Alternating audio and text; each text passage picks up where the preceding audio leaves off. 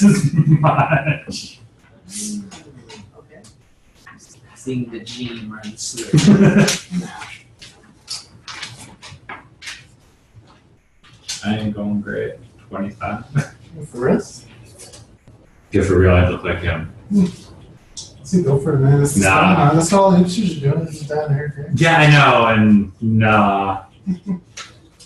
Maybe once I'm an attorney, that way people think, oh, he's got years on him. Like, nah, I've only been doing this for a year, actually.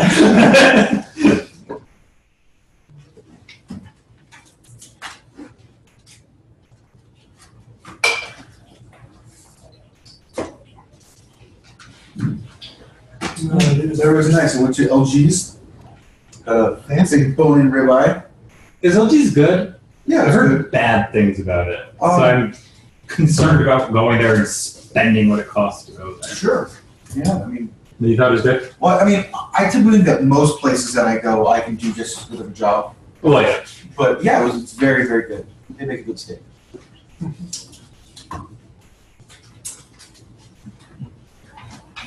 I do afford to go to steakhouse. Yeah, it's a.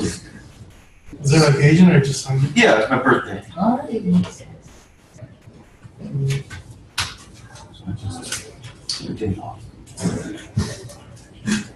I feel like I'm just over it.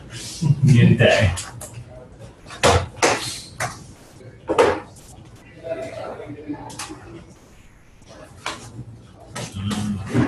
I get to the point where I just got allergies because it's Tuesday or something. Ah. It's my regular place. I'll be that wealthy one day. It'll happen. One day.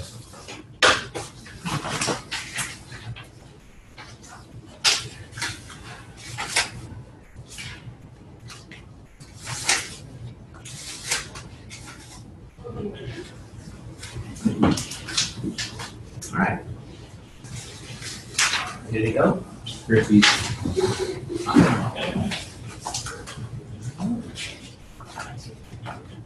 Okay. So first things first, public service announcement. You will, for this class, you will have 2 90-minute PTs. For the midterm? For the midterm. Okay. That's an extended decision, and that's what we're going to do. But the good news is you have no multis. So that's why these things happen. So 2 90-minute PTs and 2 wills of trust. Yeah. Oh, No multis though. What's the morning and afternoon look like? Is it going to be all in one? I don't know. Okay. That I can't tell you. And I'm not Do sure. you go home early or do we have a second? No, because I mean, we'll be here as long as everybody else if we have Well, 4 essays to write. Well, we can't see you should be, well, It's an hour and a half, 3 hours, and 5 hours. yeah, so you should be as long as yeah. You only get so many breaks in a full year. They usually don't come on in terms, but. anyways. Okay, so, the public service announcement, we should wonder.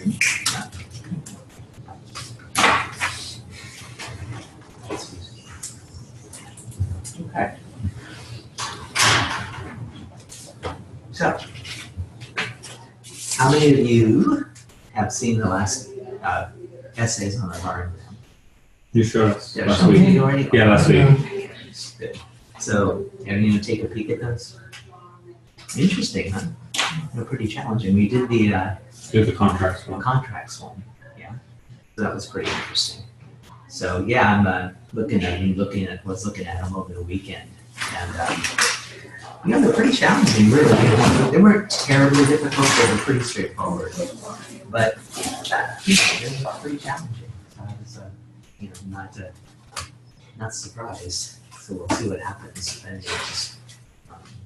So again, let's go ahead and talk a little bit of bar first, and then we'll talk about the parts later. So yeah, so the thing is so you'll be taking the July bar, right? You already see it in February, right? Hopefully not. Well, never had student strike, so strange but true. I don't think they do that here. Anyway, so all right, so Will we pass February or do we have to come back? well, I would think technically no. That's, or let me put it to you this way: why?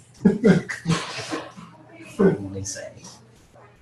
No, there's way. I mean, I very rarely, but occasionally will, not here, but in other schools, we've moved it up for students because of whatever, some important reason. So we've actually had like accelerated programs where they take the February bar, but you have to have a really, really good excuse to do that. So, yeah. But I have done it a couple of times, just like you double the classes they take it in February, you sign off and say, yeah. So it is theoretically possible to do that. I've done it a few times. I thought you meant next February's bar. Yeah. Like, hopefully not. No, I meant next February. I've had students who, because they haven't, leave the country. But that's what happens when you have online schools. A lot of crazy stuff. Mm-hmm. And not just crazy, but just students in South Africa. What do you do? They can only come here once, or whatever happened. They can't come in, or whatever. So they're going back, or your visa's expiring. We had a student that happened to once. So want to be a lawyer, huh? You know your visa expired. Okay. Yeah. Let's talk about this later. But I do believe that truly one of the tricks, so to speak, of passing the bar the first time is just run past the finish line, okay? And the finish line is not getting your JD. The finish line is passing the bar. Now that's what I think you should do. I think you should all consider it one whole just entity that you're going to go through, because a lot of times students get their JD and then they kind of let their guard down. In some schools, you not a lot, but some schools you get out as early as like April. So they kind of fall off the map. It's kind of strange. And then they sort of come back and, things get in the way, and all of a sudden they don't have the focus that they had before, because now they've let life come back into their existence. Sounds funny, but that can be a bad thing. Actually, it can be a very bad thing. And so it's better, I think, if you just kind of consider it all one long, slightly longer journey that you're going to take. And so, make sure that you know what you're going to be doing, and particularly if you're taking the July bar, know what you're going to be doing in January, for sure. Know that you're going to do this, you're going to do this, you're going to do this. It's only my advice. It's funny because I was talking to a student, not from this school, from another school, this week. And one of the things I made really clear to him was that you are going to be going up against students who, are just picking an arbitrary age, who are 26, don't have jobs, right? Or at best part-time jobs. And they've got nothing to do for the 2-3 months before the bar. Or longer, who knows? You never know. And so they're going to be studying 16 to 18 hours a day. The smart ones will be. The stupid ones will be doing 14. So how are you going to catch up to them? How are you going to pass them? Right? Now, I know you're all old and cagey. Probably much cagier than most 26-year-olds.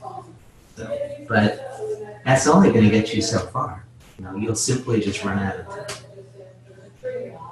That's the number one reason. I still to this day firmly believe that the number one reason that the students don't pass the bar is they run out of time. In other words, the day for the bar comes, you're either ready to roll or you're not.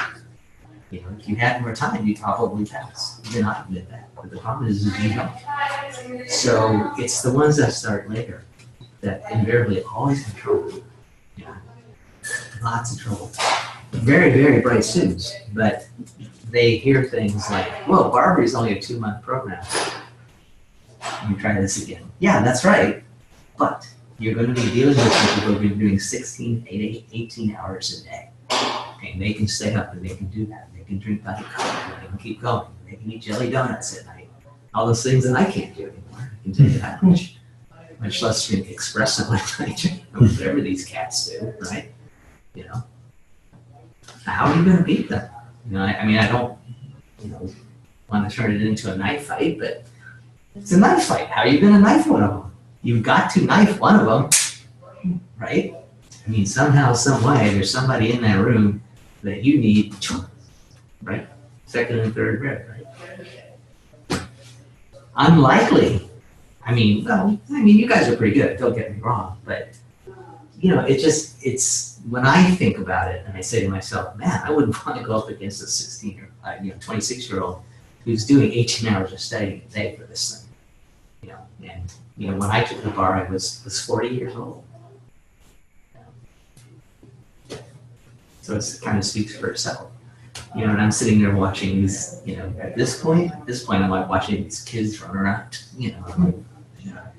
But, you know, they're all have their plans and they rent hotel rooms and, you know, a bunch of the students from my school, I didn't do this, of course, but a bunch of them rented a hotel room like the week before the bar. It's for about 6 of them, I think, actually. So they hung out in Long Beach for a week. They were all 26. They were all those students, right? And so all of us who didn't have that opportunity, I mean, I couldn't do that. I had to go to work, right? So, you know, or I had to do whatever I had to do. You know? And then right before that, I quit. It's another story for another time. Anyway, so that's what we were looking at, you know?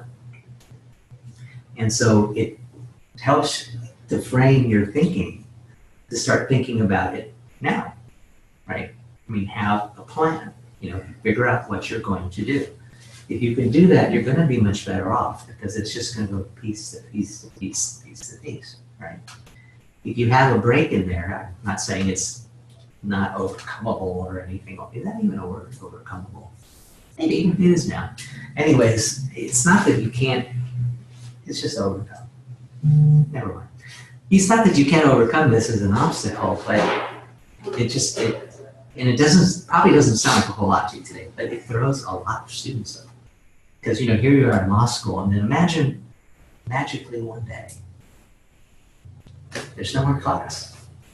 And so now you're looking around and you're going, what do I do tonight? I mean, what are you going to do? Right? I mean, in one way that's good, in another way that's bad. Right? Because you want to just go through that. You want to have it all in peace. And then all of a sudden you take the bar, and then you get up and go through the bar, and then you wake up the next morning, and you have absolutely nothing to do for the first time in 4 years. Absolutely nothing. Right? Like, that will be the day where you can say, it can wait till tomorrow for the first time in 4 years. So that's a good experience. I liked that quite a bit. A lot of people have letdowns after that, but I was like, happy as I could be, I went to the movies. No problem for me. So, anyway. So that's what you should be thinking about, right? You should be thinking about maximizing what you can do for the body, not minimizing.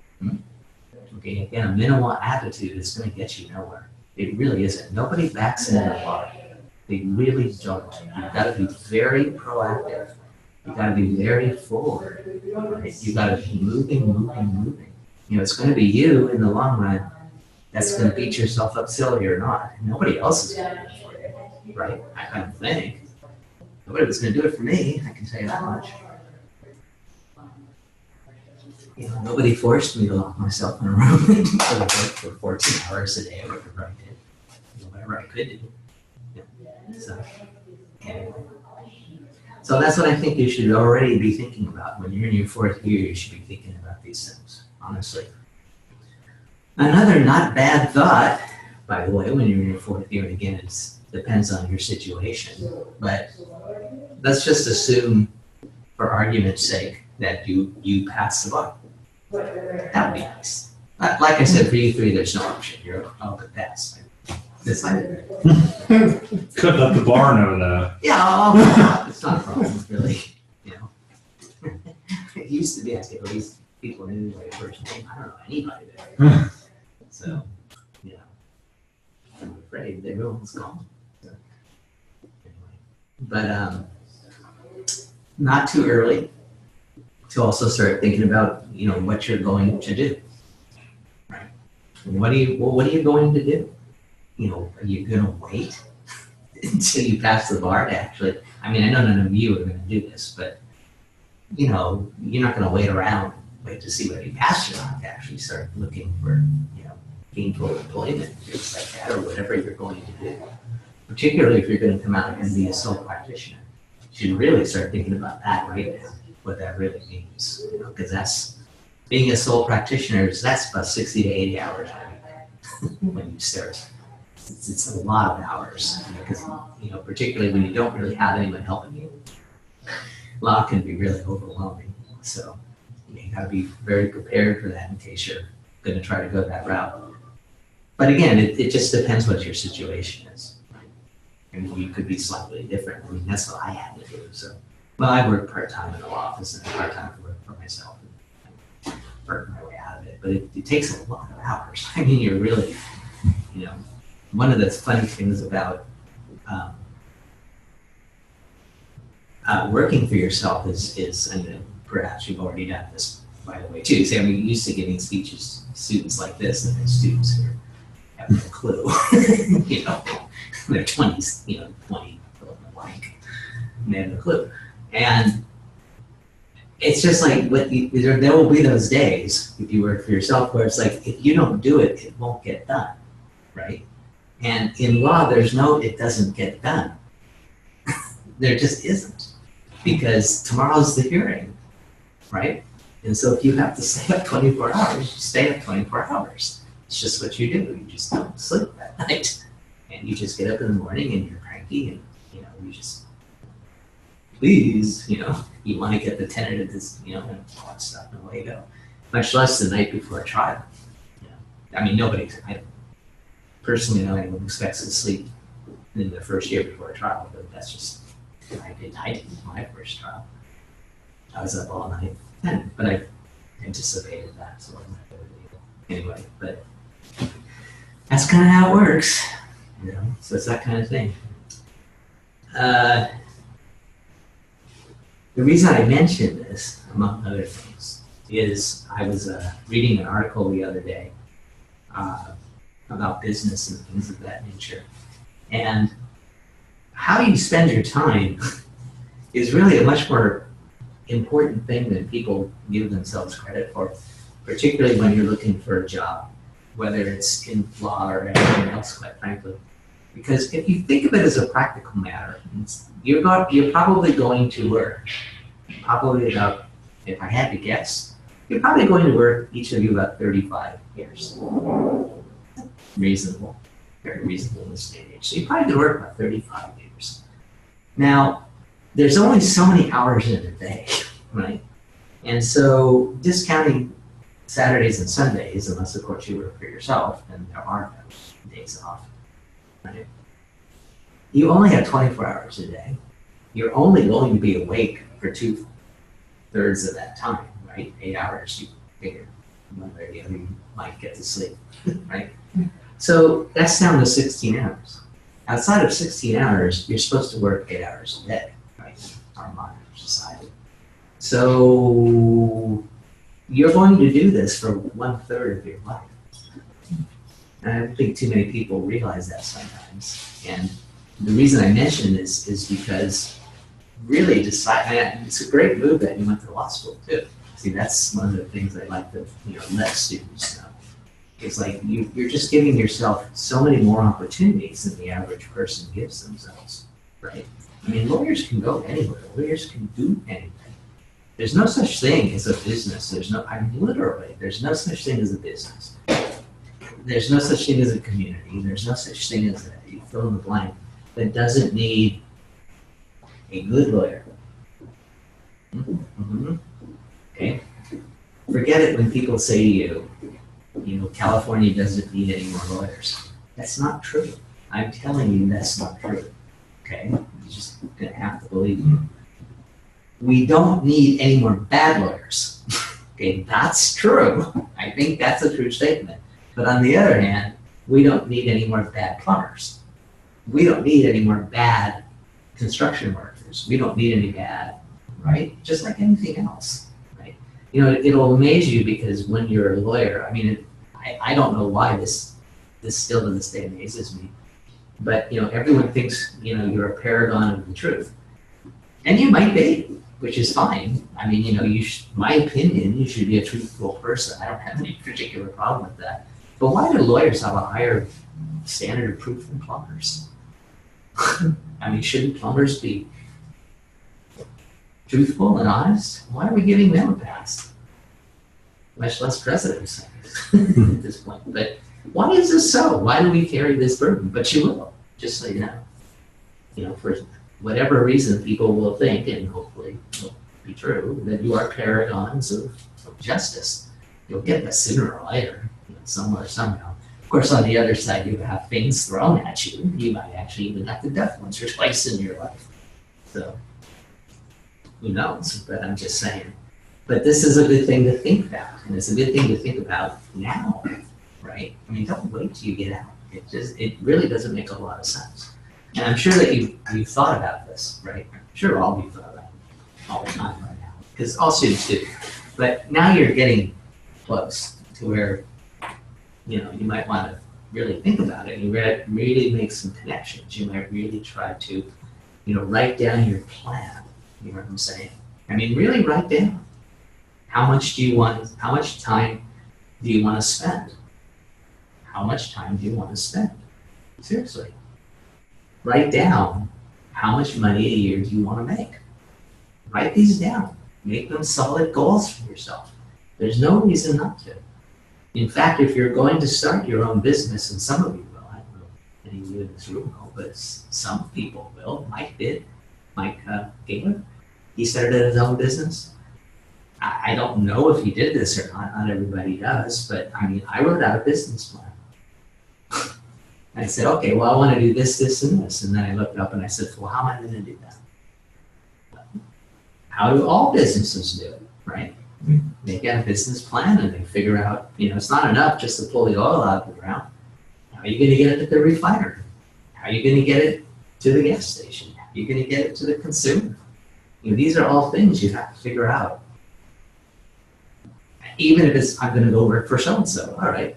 Well, there you go, right? Now you've got your little network and you've got your pipeline going. But these are all things that the more you prepare yourself for, the more that everything just becomes kind of a plan, right? I mean, what's the flip side of risk? Anybody know? Benefit. Well, benefits is okay to some degree, but in the work environment, what's the flip side of risk? Anybody know? What do you mean by flip side?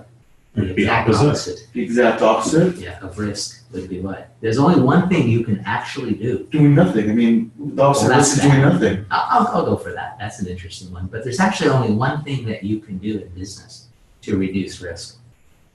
Anyone know what it is? Control. You can control your future. The more famous people, the more successful people, they all have one thing in common, believe it or not, more than anything else, is that they looked at the risk and then they looked at control. Right? In other words, they don't wait for the future, they make the future. This is why successful people, in a nutshell, are successful, because they minimize risk, right? I mean, how many of you have ever owned, any of you own, and not much or anything, but do any of you own stock? Yeah, so how do you pick stock? Some don't know what to take. Well, okay, but that's at this age. But okay, but even the person that you're asking to pick for you, what do you think they do? Do a risk-benefit analysis. Yeah, and so that's what they're doing, is they're trying to minimize the risk by taking control, right? Making it happen. You know, in this case, you're sort of researching, someone's picking for you. But that's what they do. You know, that's what they do, and that's what you have to do too, right? And again, law can be very long hours. Law can be very frustrating, just like anything else, right? But the persons that have more clearly stated, and even if they change, it doesn't matter. I mean, really doesn't. If there's one thing that I can still wish I could teach students, right? I mean, some can, some don't. But The one thing and remember, I work at the COD. It's not all of these places too, where it's not just law students, like these stretch your imagination. But I would just love to, like, if I could give a gift to the world, you know what it would be? It would be forgive yourself for your mistakes, because you're going to make them. I guarantee it. That not a whole lot of guarantees in life, right? Very few. But I'm pretty sure you will make some mistakes in life. You might want to think back and just say, what did the trucker guy say again? Oh yeah, he said I should forgive myself for this mistake. Why? First of all, because that's how you learn. You will learn more by making mistakes than not. You will not learn that much from success, believe it or not. But you learn an enormous amount from mistakes, right? Like, don't touch the stove again because it's hot is a much better lesson to learn than why shouldn't you touch the stove. See what I'm saying? It's almost that simple. So, and I've just got so many students over the years who just don't think they can do these things, and it's really not true. It's just they're not really. That's not really a true statement. They're just afraid of making mistakes. That's a very different issue, yeah. And so you're going to make mistakes. You just are. I mean, everyone does, right? You go to cosmetology school. You're going to dye someone's hair green. Just that's the way it goes. And so you're going to learn not to do that again.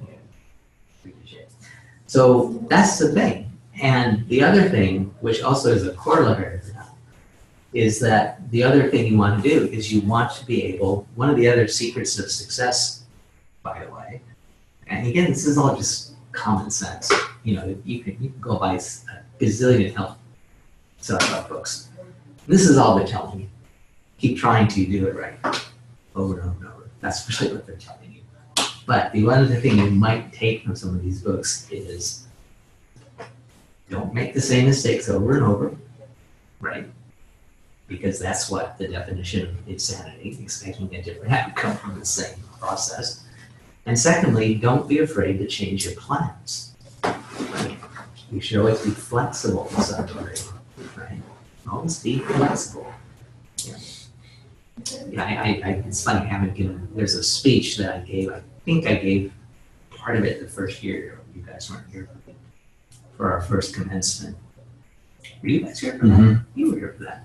And I mentioned that if there was one thing that my experience, I can tell you what I would like you to know, is that whatever you think you're going to do in the law today, you won't be doing that, okay? Almost invariably.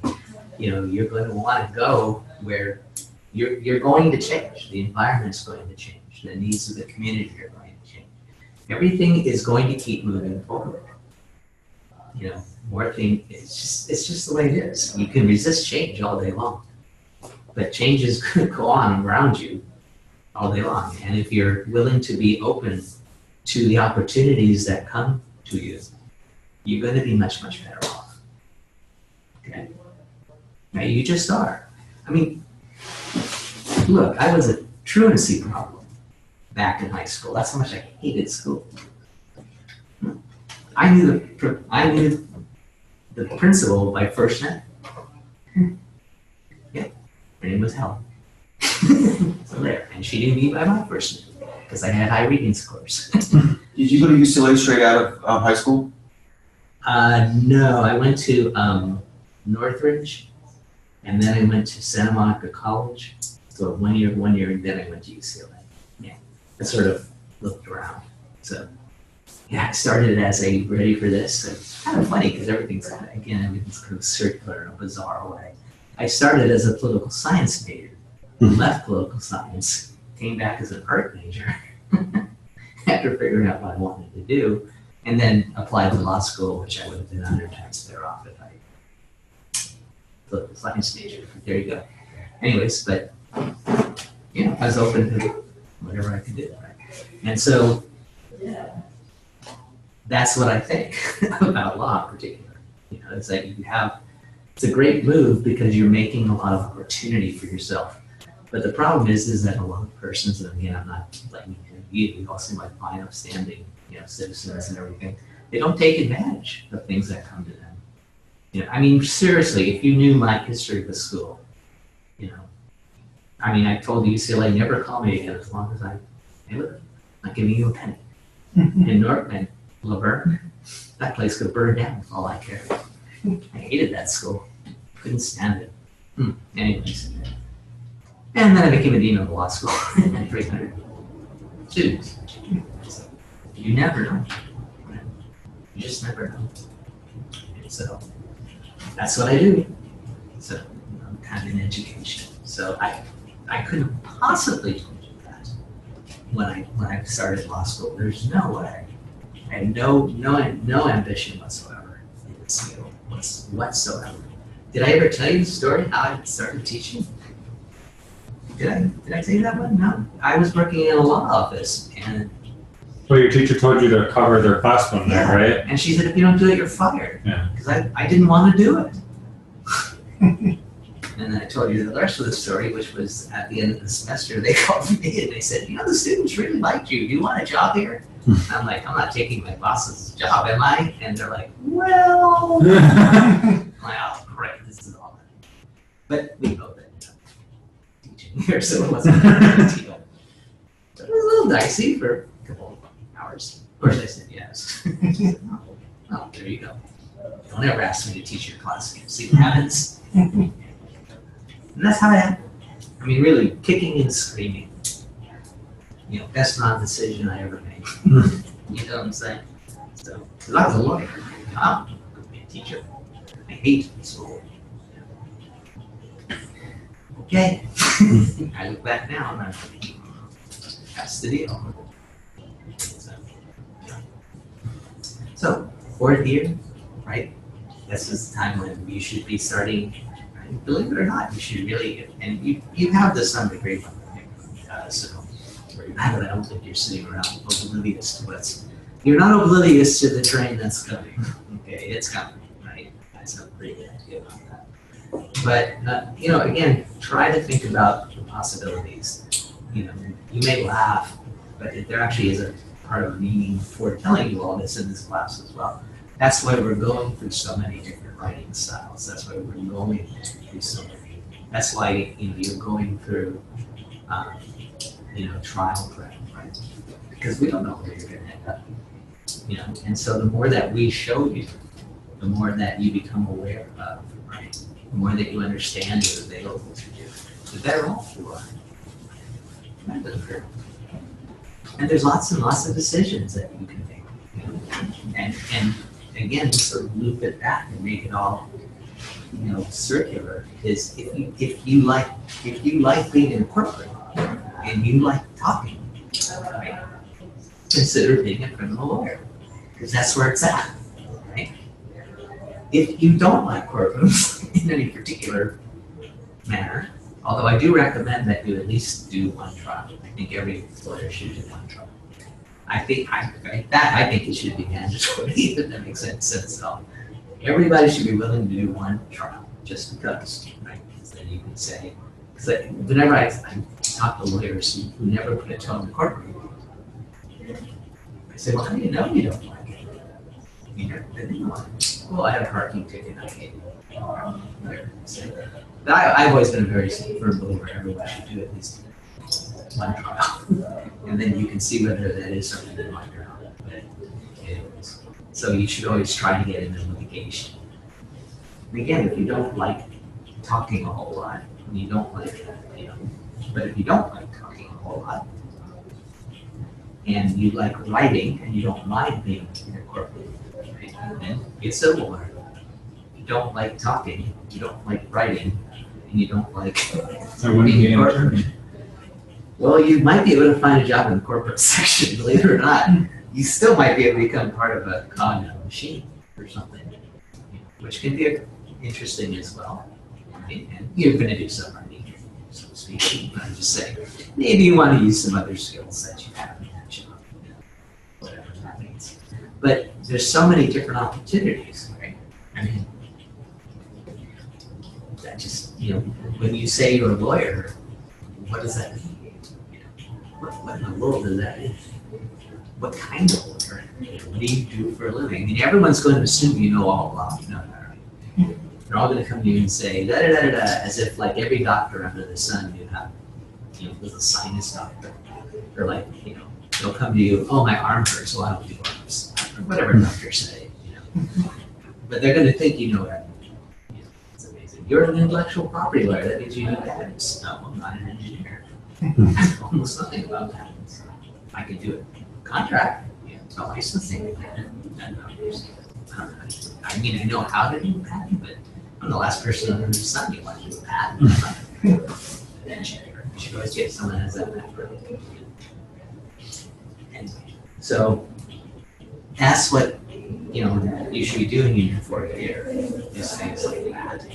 Is sort of like preparing yourself step by step, and get a jump on everyone else. Right? So get out of.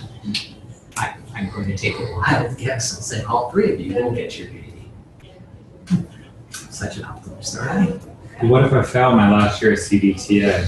Don't suck. Well, you could set the standard. Okay, you would. I can't say it never. It can't happen. It's going to take some work, though. I was going to say sometimes failure takes some effort as well. Or what? It's funny because a couple of students at the firm did drop out before me. They actually failed classes. I said, what the hell did you know? What did you not know by the fourth year? A lot. I mean, I think that 3 or 4 students, they failed wills and trusts. Hard class. A hard class, yeah. It's hard. It wasn't that bad for me because I like real property. I like property. They do coincide with each other. Yeah, and they do. There's a lot of crossover, and it just also wills and trusts are so interesting because of all the ridiculous mistakes that lawyers make. I mean, they're just. I'm not saying they're bad lawyers, but it's just particularly when you're talking about common law, when even the most slightest mistake meant that the true intent of the testator was not to be gleaned from 49 other pages, and so they just struck it all down. Anyway, but yeah, a couple actually did fail that class, and we were in big trouble. So that was the way it happened, and a couple of them actually left in the fourth year. I mean, none of us could believe it. I mean, you suffered for this long. What did you do that for? But I guess back in the good old days before law school, it was called summer fever. Right? They would sort of think that the last semester was easier at the firm for some such reason, and glad that was not, quite frankly, it's just the same. And they were and the professors were very hard graders. I was happy to have a 72. Well, I'm flying. I was assuming some people when I took the MPRE and they're like, oh yeah, I got a 2, like a 2.0, and I'm like, oh. And they sounded happy about that. I'm like, good for you. Got a 2? Like a 2.0 out of a 4.0 Oh yeah. for their grade, and they were all excited about it, and I'm like, Yeah. oh. That's about average. That means that they're in the middle of the pack, which, I mean, with bar schools, that means they're like. But that was like after the curve too, they said, and I'm like, I just. Yeah. Try C. Yeah, well. If you marked all C, you'd get 25. But you're saying a 2.0. Yeah, I mean, it is a C, but still, I mean. So you're getting like in the 70% range, Which is okay for law school. Yeah, the other school, you get in trouble. Yeah. Well, that's the way that I think about it too. It's like, oh God, it's a C. Yeah, law school, that's fine. C minus is good. C's get degrees. Okay, I'll take it. That's fine. What's the pass? 69? Good. I'll take it. Back again, I don't know when I got on the bar. Don't care. If it was 70.000000001, I'm happy. That's all there is to it. I don't care. I don't want to know. Couldn't care less. I mean, if you said to me, you want to see a grade, I'd say, sure. That's it. Okay, good. I'm still aware. You went through 3 rereads, and they actually have a special program for people like you. I don't care. Is my bar card any less valid? No. I'll hand them. want to know what I care. I don't. So it's not one of those people who cared at all. Just intimidate. So that's all there was to it. You know, but that's how I am. It's like I see the task. Somebody gets me through it, good. I'm done. Just wanted to make sure of that. So we'll try that for you too. Not a bad theory. But anyway, so these are all the things you should be, and again, you've done some thinking about it already. But you know, you're at a stage right now where very quickly you're going to be competing on a different level, right? Just so you know. You know, you can compete with bar takers from God knows where, right? You're going to be competing, I don't know if you're going to stay in the Coachella Valley or not, but you're going to, you know, be competing with people who have 5, 7 to 9, 12 years experience, you know. And so it's just a different world. And so you have to figure out where you fit in this world, right? Just like anything else, I mean, that's not. Just this is, I mean, it's funny because to me this is all just common sense. Of course, 20 years ago, I wish someone had said some of this stuff, you know. So, to my knowledge, as far as I know, and I don't know anymore. I mean, I totally lost touch with everybody. But as of like about 10 years ago, there were only 2 people from my class who were still doing well. Out of 12, right? Yeah, well, there was 12 in my class. Yeah, so there was only 2 of us who were even still doing wrong. So again, it's kind of, most of the students actually, they got their degrees and they actually passed the bar. I think every one of the 12 passed the bar except 1. I think we only had 1 that didn't pass. Eventually, not the first time, but eventually. Not surprising, actually, when I think back. It's like, Anyway, so this was a person who thought that she could learn how to take the bar in 3 days. Oh. Is she probably like a little crazy, or? Yeah, she's pretty. But with that said, but she was a hard worker. I had to say that for her. You know, I was just say usually the ones that think that aren't very much hard workers. Right. They'll say like the ones who were taking the bacon bar, and they're like, I got it, and it's like, no, you don't. See, that's the thing, is every time you talk to her, she was doing 19 different things. And you know, it was amazing she made it through law school. It's like, when did you have time to do this? But she did all that just fine, you know, but the bar, you know, as far as the last I had heard, she had not passed the bar. So it was 11, we were 11 out of 12 eventually passed the bar in my class. But again, the last time I heard from anybody, which is some time ago now. You just look her up on the bar site, and if her name's ever been there, there's only one problem. You don't remember her name? Yeah. It's funny because I could picture her. Sure. So if I had to go back to Laverne, I could actually. Let's say I'm sure Laverne has some archives somewhere. Yeah, I'm assuming they do. Who knows? Anyways, but they never ask me for any love. Take me off your list. Goodbye. Nice knowing you. Thanks for the torture. See you next time. So you guys aren't going to do that though. You're going to love your alma mater. You are, trust me. You give them all the money. You'll start to talk to all these other people and you'll say, wow, we didn't have to do that. Wow, they made us do this. Oh wow, we passed the bar the first time. We're successful owners now. All right. You'll see. Anyways. But anyways, with that said, hold on 1 second, please. Oh, okay. I might have to answer a text. That's all I'm just saying. They're building someone with their campaign. So I might have to go in tomorrow.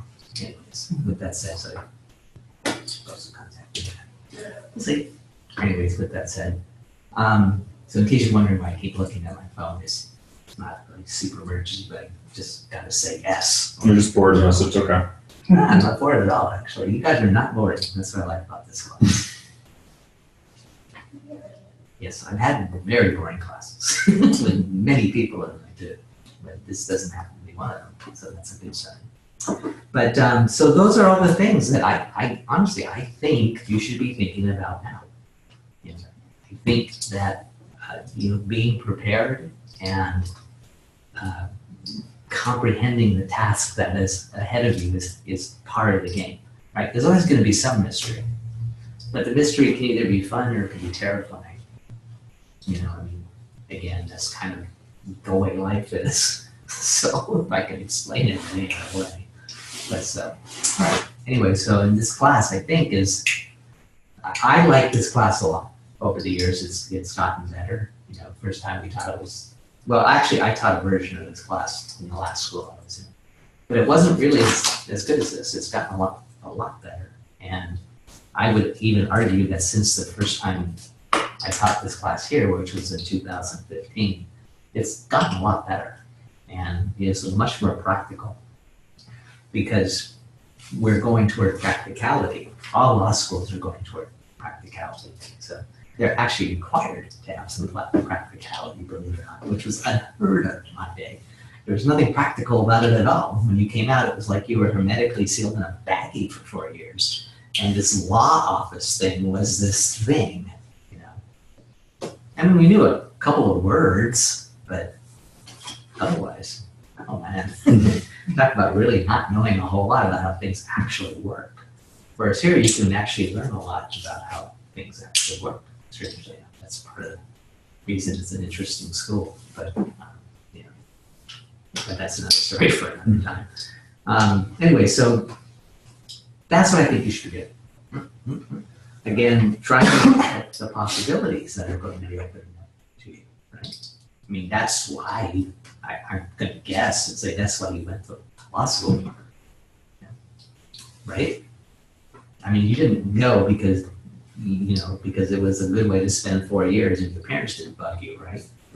Which a lot of people, you can, not here, not my time, they don't do that.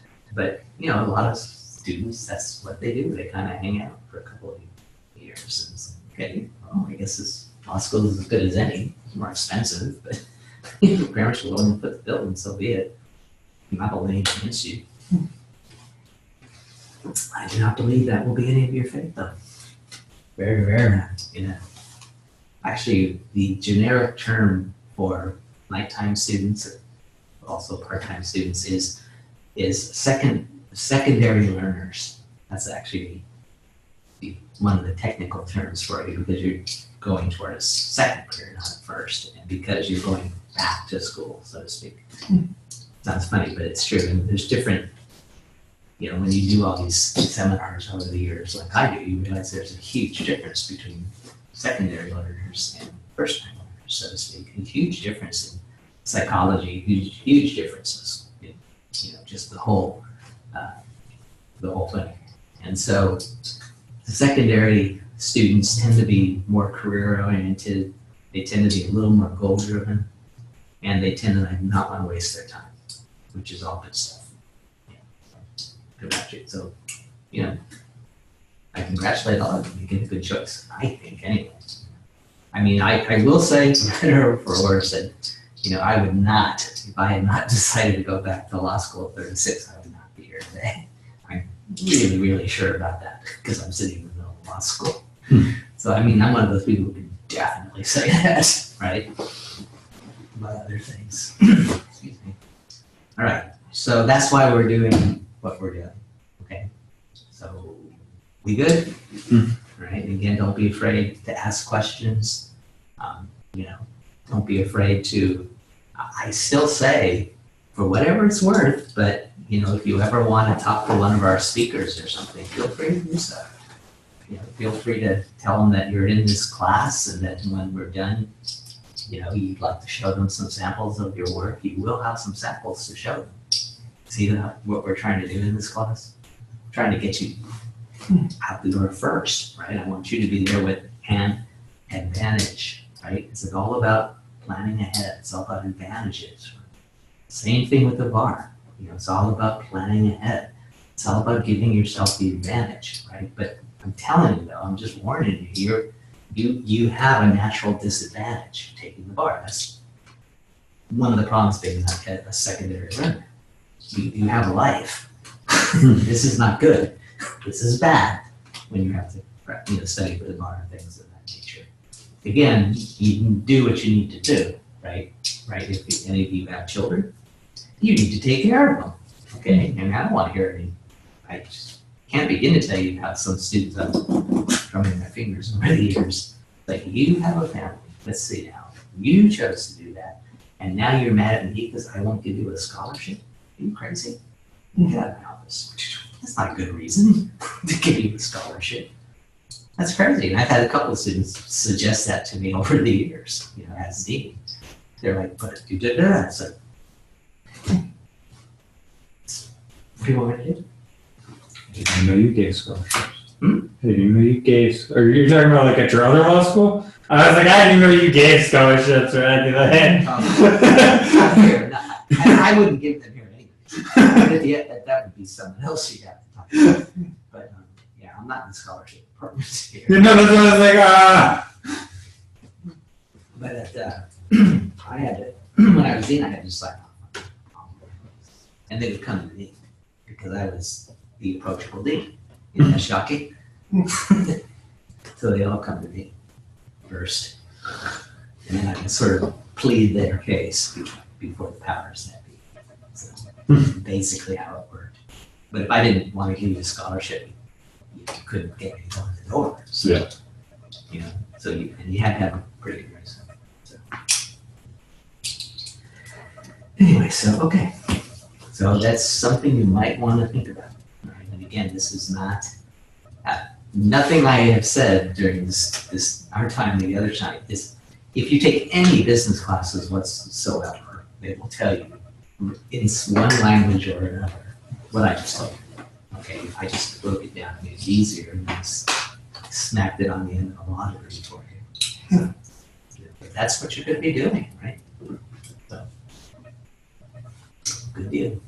I can certainly go on a lot longer about law, but that's all I'm going to do on that for tonight. So, but we will revisit it again sometime before you, maybe not in this class again, sometimes before you leave, because I'll see you in remedies. So, we're going to talk a lot about remedies. Is an interesting class here, just to give you kind of a heads up, because I tie it into the bar, I tie it into a lot of other things. So, a lot of schools do not give you remedies in the 4th year. They actually give it to you in the 2nd year. But I think it's a waste of time in the 2nd year. The reason they do it in the 2nd year is because they give it to you after torts and contracts. So you sort of get it tacked on. But you're actually much better getting it at the end, because you get to revisit torts and contracts and you get your chops back up, right? So when you come out and practice for the bar, you take my remedy class, you have done contracts and torts again on some level. So it's not like you did it 4 years ago. So it actually is a very, very useful class. And we get a lot done. A lot of the stuff that, particularly I'm showing you in this class, you'll see some other stuff. You have to use it in that class. So it's kind of good. So I like it at the end. So I think it's much, much more appropriate there. Anyways, it's kind of like, this is what you can get. So you kind of put it on the end. So, of course, some schools don't even offer remedies. Some don't make it a separate class. It's actually not a class last time I looked, it might have changed since then. I shouldn't say that. I haven't worked in a long time. But I don't think it's actually a required class that you actually have to have a class in. I do not believe so. It is on the bar, but I think you don't have to have it as a separate class.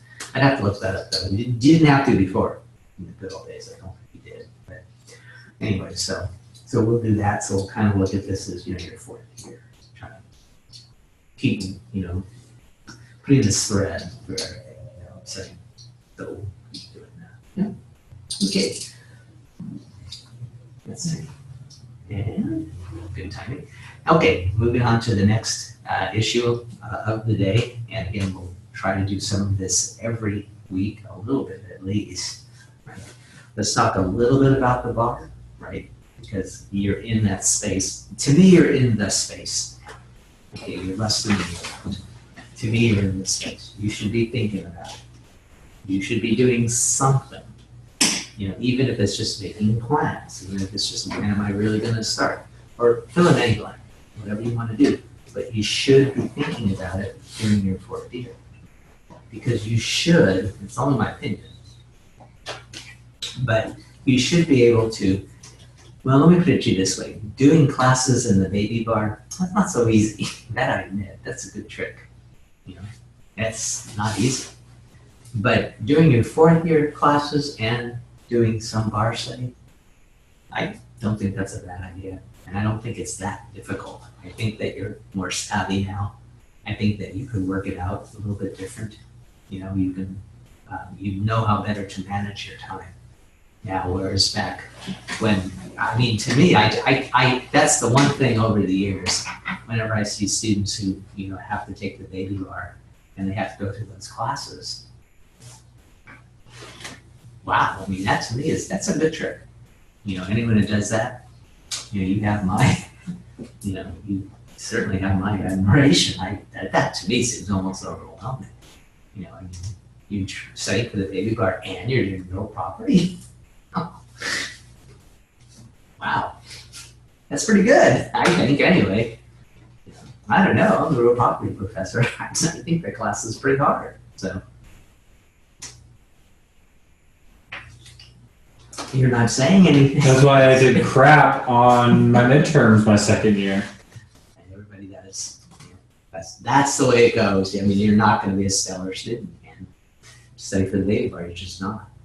I don't know anybody that's ever done that. I don't think. It's really hard. I mean, to me, that's really difficult. Plus, you know, you're kind of, you know, you have a lot of, you know what I'm saying, angst at that point or something as well. You know, much less. You know, at that point, you've got all this, oh my God, I might not be here. You know, to put on your back, which is just, to me, that's just, wow. You know.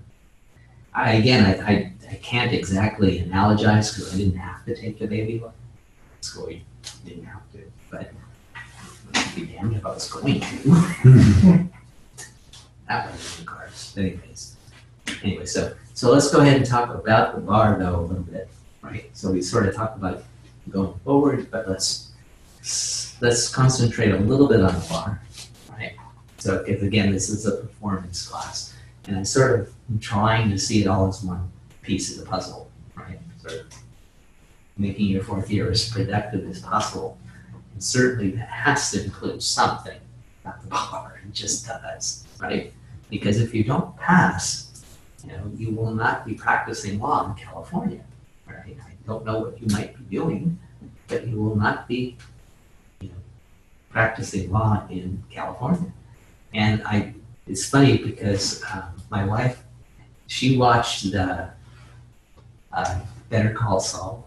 She did like that because, you know, she's home right now. She has nothing to do. Yeah.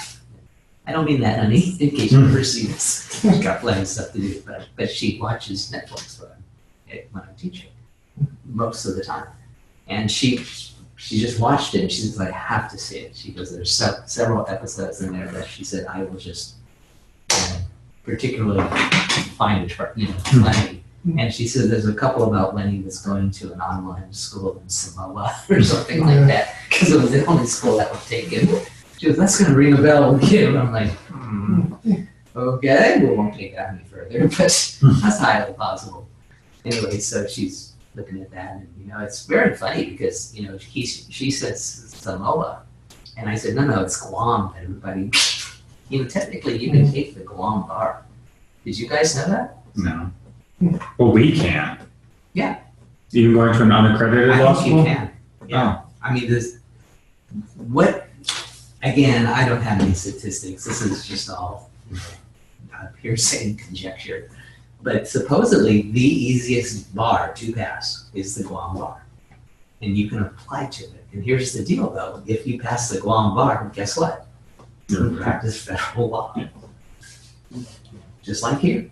You know, that's one of the good things about, you know, accredited, unaccredited, still can practice federal law. And I think, isn't it after 5 years you can? It depends on the jurisdiction. Yeah. Like there's places you can go to. Vermont, it's 9 years. New York, it's 6 years. Yeah. Nevada, I think it's 10 years. Yeah. Every state has their own time frame. Yeah, it used to be 5 years, pretty much uniformly many years ago, but then California kind of did what they did. They cut off the comedy with the other states. And so it was fine for them to have us come over, well, we didn't let them come over. So we all got kind of, you know, full Yeah. bars. That's where we are today. Anyway, so I mean, if you go to an accredited school, you can take the bar anywhere. yeah, And there is no reciprocity. I mean, regardless of whether you go to accredited or unaccredited, yeah, that's true. you have to take the bar no matter where you go.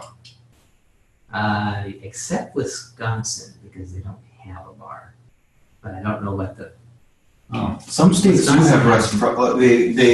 They will honor each other's bars. Yeah, no.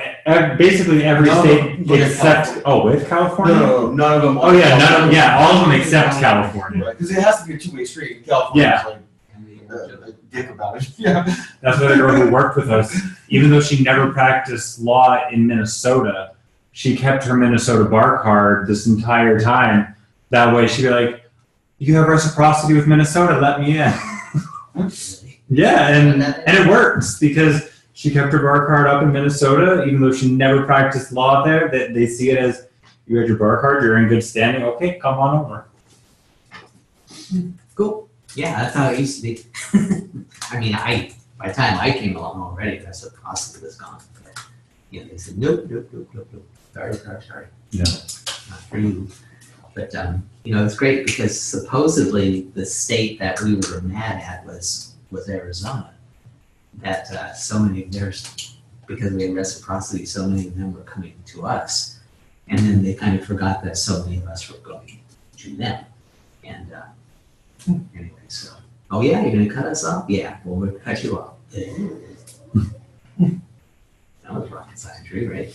Anyway, so, yeah, brilliant. But I digress. What else is new? Anyways, but so let's talk about the bar a little bit today. Again, I want you to, take a little something about the bar from this class every time as well. If we can do that, that'd be great. Is there a reason there's no wills and trusts on the multi-states? Yes. Yeah. We learned it in class What was it? because there is no federal law for. Yeah, That makes there's no, sense. There's no federal law. It's all state law, so yeah, it has to be. Yeah. it's all statutory state. So, common law goes so far with those matters. Yeah, but that's actually law. But you're tested on California law, not And most states are all federal. right. There has to be some common law connection. That's what they'll tell you between all the questions they ask you, which for the most part is true of things like contracts and parts. They all have touchstones that look the same that come out of common law because all the restatements, all they are is just codifications of common law. So that's where all this comes from. It's kind of beautiful. But that's what they test you on. Yeah, not that. They can't test you on things that are well, they won't because there's no multi-states on state law. So anyway, but yeah, that's actually why. But so and we sort of talked about this last time, as I recall. We talked about the idea that we need to be strategic. So you want to stick with this theme, okay? And again, you don't have to know today what you're going to do, but you really should start thinking about a lot of the different things that are just strategic about taking the bar. Like what do you like? For instance, there's lots of things that students will do. Now I'll start with some of the kind of odd ones just to get them out of the way for you. I can pretty much tell you that taking a B12 shot will not help you on the bar. Okay, so don't run into the bathroom before, or don't go on a regimen of taking B12 shots. Okay, it's really not. There's no scientific evidence that it's going to help you pass the bar. I'll tell you that much. Okay. For whatever reason, this is it's kind of one of those rampant rumors, right? I don't know why, but anyways, it really. I even asked my physician that at one time. I said, is there any benefit really to taking B12 injections that would actually quantify itself into helping you pass the bar? And he looked at me like I was crazy. It's like students ask me all the time, He's like, absolutely not. So it's just, that's complete math. And it's like, okay, but when you go to take the bar, I'm telling you, you're going to see a couple of people who are going to be going, they're going to run in the bathroom, okay? And they're probably not doing cocaine. Very unlikely. but they're probably taking a B12 shot. I know that sounds weird, but you'll be surprised. It wouldn't shock me in the least if that was the case. So, because there's this rumor out that he sort of says that it helps you for some strange reason. No, I'm here to say that doesn't work. Shot of tequila. Yeah, I'm saying I'm not going to, approve or disapprove of that theory. Anyways, you'll have to talk to your classmates from the first year on that one. Anyways, but I don't know. But there is something to be said for being calm. That's true. Now, again, I don't recommend, some people say take Ambien before you go. I think this is nonsense. Ambien? That's craziness. That's nuts. Fall asleep taking the bar. Yeah, that's really not a good. I mean, you will get nervous on the bar, but you might get that nervous. Yeah. You really don't want to do silly things like that. Well, not Ambien. Like, take an Ambien. I take Adderall, take but an anti-anxiety pill or something. Take a Xanax. take a Xanax, maybe, but not an Ambien. Like, now, again, I don't recommend you take any. sure. No. But I'm just telling you all crazy. This is you're gonna take what Ambien is not the one to take. I You want the opposite of Ambien? I was like, are you insane? You take some Tylenol PM before I go take the bar. I can't think of it. So. You gotta spread those rumors so the other students take it. Yeah, exactly. You know what helped? Ambien. Yeah, that's you can spread that around. Now you're thinking. But, so, but you'll hear things like this all the time, really. And if you haven't already, you will. It's not out of my mind. There's all these different things that you may try and not try. But again, taking medications is, I'll be kind. Say that's really not your best move. Period. And I think it's kind of that's really like flipping a coin on the suicidal side. I think. But anyways, but I've heard it all. But the B12 one, that really is a myth. I mean, a lot of people still believe that. It's really not true. I bet if you were deficient in it, it would be extremely helpful. But yeah. So yeah, but I would suggest this is something I think is very worthwhile thinking about. Think about, well, you should think about it now anyway, but think about your diet also going into the bar. I mean, it really doesn't help you to be on a diet of junk food and things like that. I mean, it really does not. You might want to think about, again, you can check into this and things of that nature. But what I did before the bar, which wasn't hard for me being vegetarian at all, quite frankly, but I did a lot of protein, protein. I ate a lot of tofu, and the night before I ate a ton of tofu, right? I to this day think it helped, just so you know. I mean, because I know when I have protein, I know when I don't. When you're a vegetarian, anybody vegetarian to me? When you don't have protein in your body, you know it. Okay, I'm telling you flat out. So for me, this had to be. You see what I'm saying? I did not want to take that test without having protein, because I would get tired very quickly. Do not eat carbohydrates the night before. This is probably a mistake. This is not going to help you, because carbohydrates, what happens is they turn into sugar, right? And then the sugar turns into insulin. So what will happen is you'll get a quick bump, right? Like if you're going to play hockey, eat all the carbohydrates you want before the game. That's fine, because you're turning into sugar while you're playing, right? So that's not necessary. I mean, it's not the worst idea you could have in your life. You will get a short-term kind of sugar kick from it. But the next day, there's not going to be any real true advantage, and you're going to be coming off of a sugar high, technically speaking. So there you go, right? For those of you that ever wondered how that works, right? Carbohydrates turns into sugar turns into insulin, right? Body puts out insulin. That's right, it turns it into fat. That's why people get fat. It's that simple. Really, physiology is not complex. It isn't. When you see kids who are obese, it's because that's what they're doing, not necessarily with, carbohydrates, but they're sugar overloading. That's the problem. We put sugar in everything, right? You ever see those Lunchables? You know, they got sugar. And I'm like, they put sugar in bologna. Whatever else is in there. Well, there's usually dessert in them. There's usually dessert. Oh, there's a dessert there. Like there's So usually sugar, like a sugar. fun-sized candy bar or something like that. I'm just Capri saying. Sun that comes with the sausage. Yeah, there's Capri Sun in there usually, or that's how they get the sugar in there. Yeah. There you go. That and usually a lot of bread products like crackers or the pizzas or Oh, the cheese is probably just all like Yeah. fat, right? Yeah. little cheeses. Is It's just fat, you know? You know, I honestly, I talk to parents who like, you know, give their kids like Hot Pockets all week. And I'm like, how come your kids aren't fed? This stuff is not good for you. Nothing personal against Hot Pockets, by the way. Do not send me an email. But I'm just saying, it's just basic physiology. Read about it. It's very, very simple. And that's why kids are obese. It's not much more complex than that. And the sad part is it doesn't matter how much you exercise. It doesn't matter because your body's still going to turn the insulin into fat until it stops putting out insulin. Then you're really in trouble, right? That's when you become diabetic.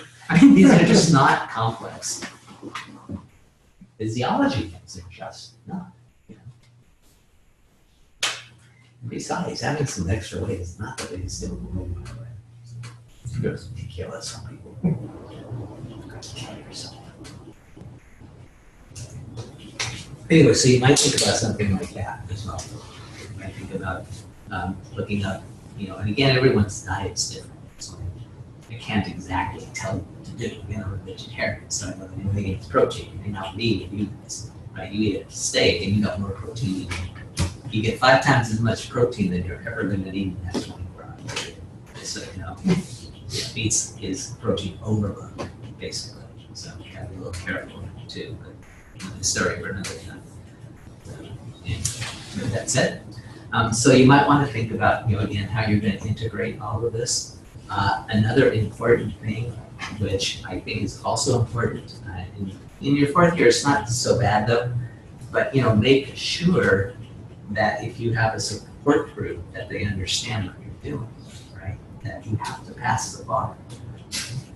I mean, I've had, you know, students like, you know,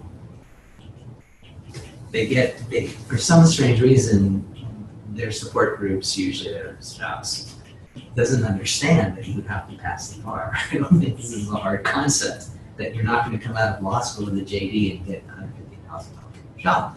That's really not going to happen. It may not happen if you pass the bar, but much less if you have a JD, right? And yet, for some reason, there's this period right there where your support group can break down. You know, probably none of you, because again, you're older. So you probably don't have that many problems of that nature.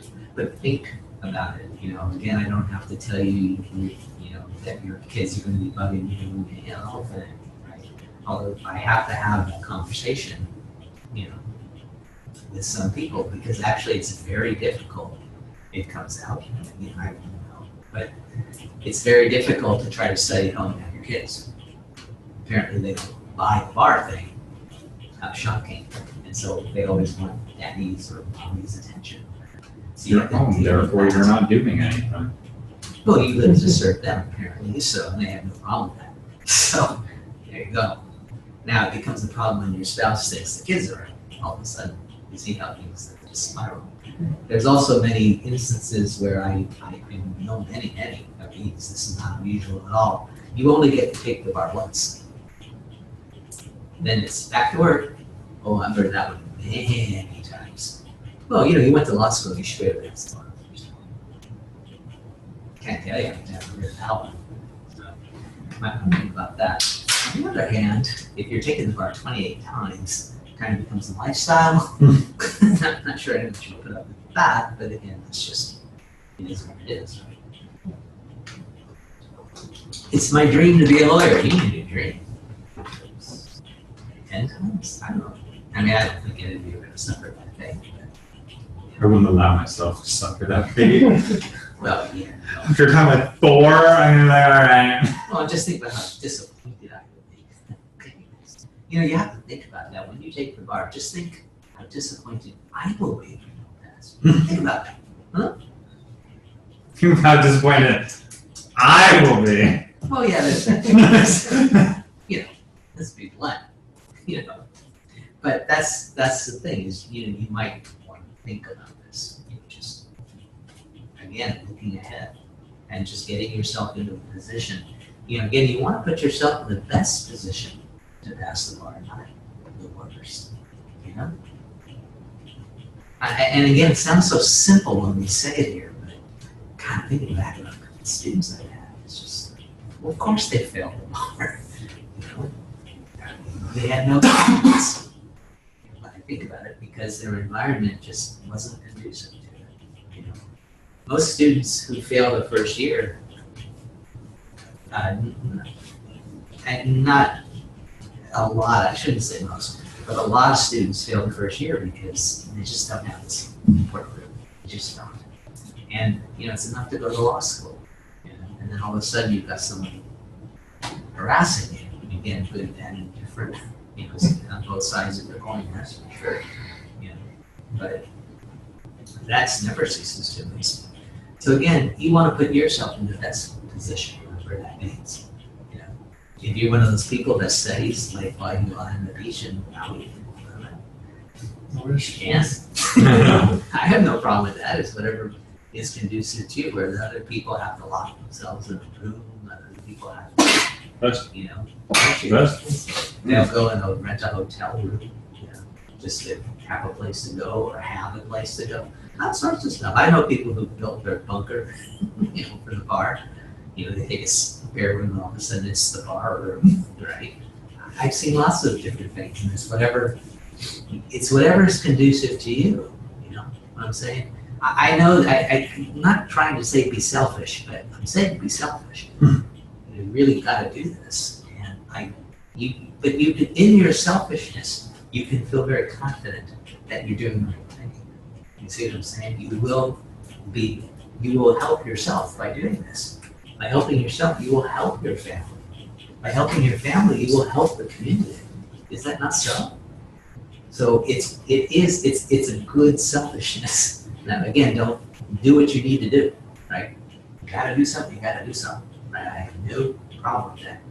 But at the same time, put yourself in the best possible position, and that may require some selfishness on your part. And if it isn't, just do it. Right? Because in the long run, right? And you've already spent 40 years doing it. See, that's why it makes no sense not to. Again, in certain situations, I don't know, right? But this one, to me, that's a no-brainer at this point. It really is. So that's something you really want to think about. You want to give yourself the best chance possible, right? And probably the three probably won't have any major problems anyway. That's what I'm hoping, right? But, get yourself in that position so that you know what you need to do this. I mean, statistics tell us, and I can say this all day for the rest of my life till I'm blue in the face. Statistics tell us your best chance of passing the bar is the first time. Period. I mean, it's just so out of whack with everything else. You have to take your best shot the first time. Just the casino tells you. Okay? The casino tells. See, we appreciate casinos out here in a way that most communities don't. The casino has spoken. Your best chance to pass the bar is the first time you take it. Overwhelmingly. Once you get out past 3, forget it. That's what statistics tell you. The statistics become incremental parts of 1. I mean, it just goes first time, by far. Second time, you're okay. Third time, the odds are not on your side, but the third time is not surprising. But once you get out past 3, it's like, it's like falling off the cliff. And believe me, second and third, not all that hot. But once you get past the third time, really the chances of you passing are not real good. I mean, and again, it's just statistics. All I'm giving you is statistics.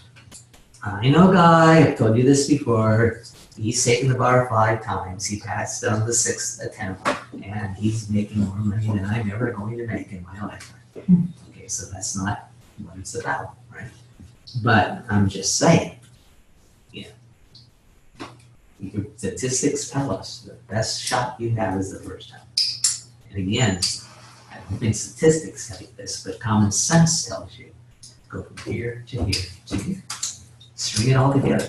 So move, if you're thinking JD, it's like, yeah, that's a great milestone. But move your expectations out here. Okay.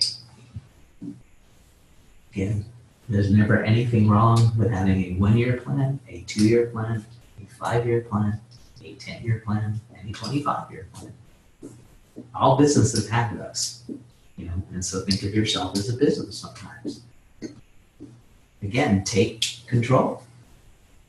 Take control of your life 25 years from now. What do you want to be doing? If it changes, it changes. But go in that direction. It's going to help. Right? These are all things that successful people do. So just be successful. That's all I'm saying. Just saying these are the things that successful people do. Right? These are things that successful bar takers do. A lot of it's just common sense. Okay? Right. So whatever you need to do, you're going to need to do. That's all I'm saying. It's just take your best shot, but figure out what that is. Right? And it's just not rocket science. It's not. I can't tell you because everyone's different. You ask me questions, again, I'll tell you what I did, but it's going to be a little different for each of you, right? You're all going to have to one of the things you're all going to have to deal with is again, it's not good or bad, it's just everybody, you're going to have a certain level of stress. You've just got to figure out what the best way for you to deal with that is. Because stress is not your friend, right? Stress is not your friend. Stress will lead you. Stress will probably, the problem with stress is that it doesn't promote health. It's actually bad for you. One of the things in society, again, I don't want to wax and wane philosophically, but I don't know why we reward people for taking on stress. It's actually really harmful for you. It does very bad things to your physiology and to your chemical components, right? It does. It turns a lot of stuff that is inside you into things that are not going to help you, right? So there's all sorts of things that stress does not help. Anyways, with that said, if we were all, there's never going to be a stress-free society, but if we were all more tuned to that, believe it or not, life might be a little better for everyone. Stress is really not worth rewarding, yet we do it all the time. So you're killing yourself when you get rewarded for that. Something like that. Anyways, but that's it. But the thing is you will have to deal with that. Getting bar is very stressful. So don't worry. I mean, when you get stressful, just figure out what you're going to do about it. That's all. Just if you want to take, I know students have done everything. Okay, everything you can imagine. They've done. Sometimes it works, sometimes it doesn't, right? Hypnotism, I know students who couldn't pass the bar. They got hypnotized and they took the bar. This is not uncommon. One of the bar prep companies I used to work for, they had on staff a hypnotist. And he, sure enough, he took a couple of students out there. Oh, wow. Don't look at me. Yeah. I mean, all I can tell you is it worked. Whatever that meant. They went in and took the bar and passed. So good for them, right? Or I've heard of, just any number of things. But you are going to have to deal with stress. Okay, so just, again, figure that in, but try to make it your friend, right? Or try to minimize it or whatever you're going to do, But just remember, you basically will have 2 opportunities when you take the bar. you can become angry, which promotes action, believe it or not, which is kind of interesting.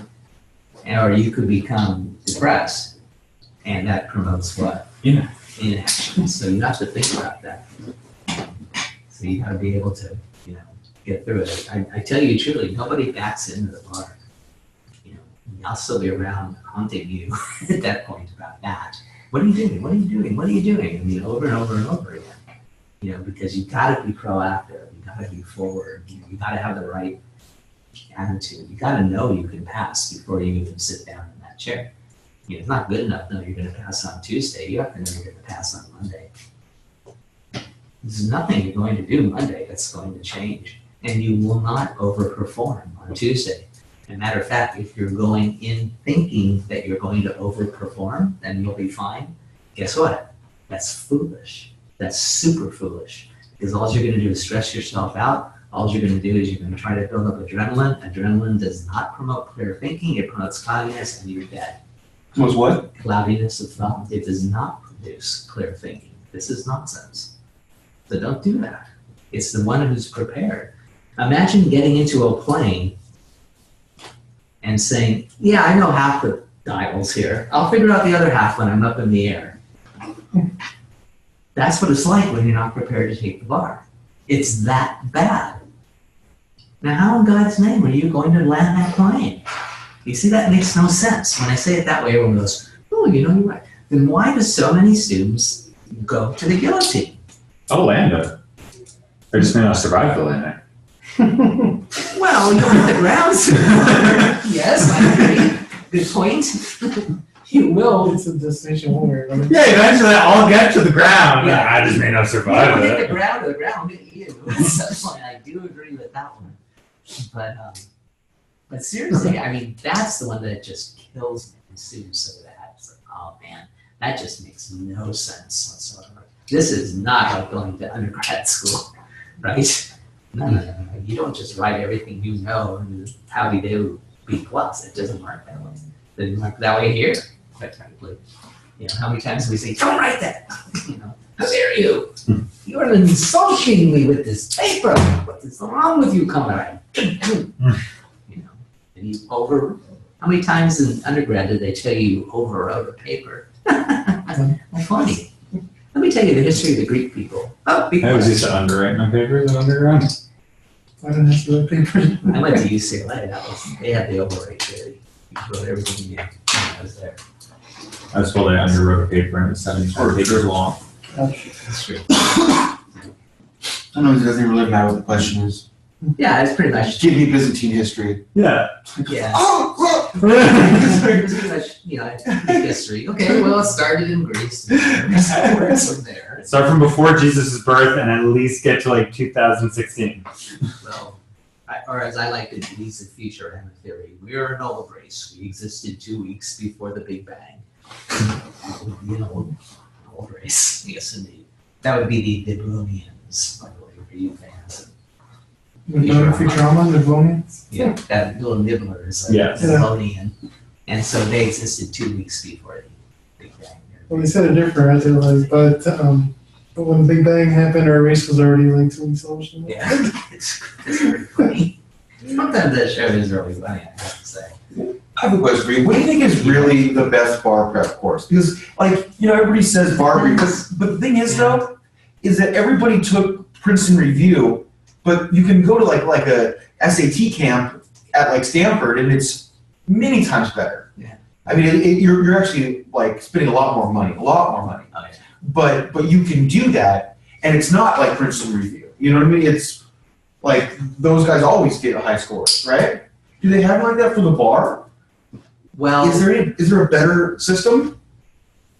Yeah, because everybody I talk to says Barbary. Right. But at the same time, I look at Barbary and I'm like, But back when we were taking SAT, everybody said Princeton Review, but it's not the best. Like, you can do like actual like camps and like weird, like, you know what I mean? yeah, I mean, Barbary is good, but it's a cattle call. Right. It's like they do well, but they do well because they have lots of numbers, so they get lots of different people. But what's the best? Like, are there these? did you see one that you liked more than others? through the years. Is it the equivalent of like a Stanford SAT camp for bar review? Well, if you want my opinion, the best thing is always to get a private tutor. Okay, and that's what they do at UCLA. That's what they do.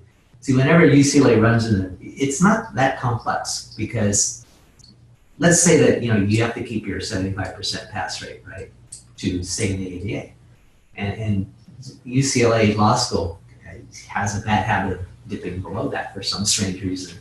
They'll clock in at like 70, 69, even a little lower than that sometimes. But what they do is they take every graduate and they assign a mentor to them, and that's what they do for a couple of months. They just sit there and they drill. So when you see them come out with these all of a sudden their grades shoot up, right? And that's why, because they put the mentor program back in place. There's lots of services like that out there, a whole bunch of them. But the good part of the bad part is when you need to check them out. You need to just see for yourself what they are. I mean, I know some good ones. I'm not going to put commercial stuff on tape. One day you can ask me somewhere else because I'm not a walking billboard for them. But there are some that I like better than others. There's some I think are pretty good, but Yeah, price is way up. Right. It's way up. I mean, it's I mean, better than failing the bar 3 or there 4 are times. some. There are some Spare programs- 10 grand to pay them for Yeah. 3 months worth of work. There's bar prep programs out there which are very, very good, and they start at $12,000. That's like their little program. It might be a reasonable investment. It might be. It sounds really crazy, just depends who but- you are. Yeah. Yeah, it really just does. Like if the difference between not being a lawyer and being a lawyer, 12 grand is not that much money anymore. Well, on top of everything else. Yeah. It sounds nuts, but it's true. Yeah, no, it is true. And there's some people that just hate barbering. They just do. Although again, barbary, it's I mean, for what it does, it's fine. I mean, they have and so they say they have a 50% pass rate, which I believe. I think that's probably true. What, Barbary? 50%? See, that's not. I think that's what they say. You can ask them that or whatever there is. Actually, another person, I don't know how much she isn't. We have who's the Ask Kelly. She knows a lot about this. Didn't McDowell. Kelly do Fleming's? I think she did I think Fleming's. she did. Yeah, but she knows. She seems to know a little bit about this. Anise would know. I think Anise is the. She's the Fleming's person. Now, yeah. But I mean, you don't have to say sell me on Fleming's. I mean, you all know what Fleming's is. You've all seen it. So if you like it, do it. I'll put a pitch for him on there. And Jeff's been good to this school. Yeah, he hasn't. But So, I just got ticked off when we showed up at that review, and it was a verbatim video of what I had been listening The to CDs. for months and months and months in my car. So I'm not sure if I can do it again. well, but But that's good. those other things were great, Yeah, I mean, he's very, I mean, he's very inclusive. I mean, he gives you the dope. It's how you use it. Anybody can only give you so much, and it's how you use it. Right. And so, his stuff, I always, flip through it, look through it. I think it's fine. That's, the method you want to use. I have no, philosophical or educational difference, but anything that he does, I think it's just fine. His outlines are really good. Well, I thought that the So, NPRE Barbary outline, which you get for free by signing up, which I only started looking at like 3 days before the NPRE, was significant. I was shocked. It was significantly better than Well, and again, For me, it's just funny that you just said that too, because I was just going to say, by the way, you really got to figure out what your weaknesses are, what your strengths are. You got to figure out, do I need more writing or do I need more MVEs? I mean, it really makes a huge difference, and the programs are different. Barbary's, part of the reason. Barbary goes over the PT section really fast. Most of them do, although some are better at it. That's another reason why we do this class, because usually you don't get a whole lot. And sometimes students really, they wait till the very end for the PTs, they try to do it. Can you imagine mastering this class in 2 weeks? I'm doing all the work in 2 weeks. That's what they want you to do. That's crazy. I mean, at that point, you understand you're not learning anything. You're learning how to copy something. I think a PT approach would be really helpful for me. Like just to have any kind of like even if it's a bar PT approach, I think that it would radically improve That'll be my. no cooler than that. Okay. I've already ran it through the powers that be, and they're all for it. Yeah. So we just got to get in touch with them and decide what day we're going to do. But we're going to probably try to go for a Saturday. Yeah, just let me know so I don't skip that Saturday. Yeah. I'll let you know. Yeah. But yeah, maybe I should try. And I like I'm gonna start researching bar prep courses because I don't want to shell out $4,000 and I already shelled out for I know. but it was only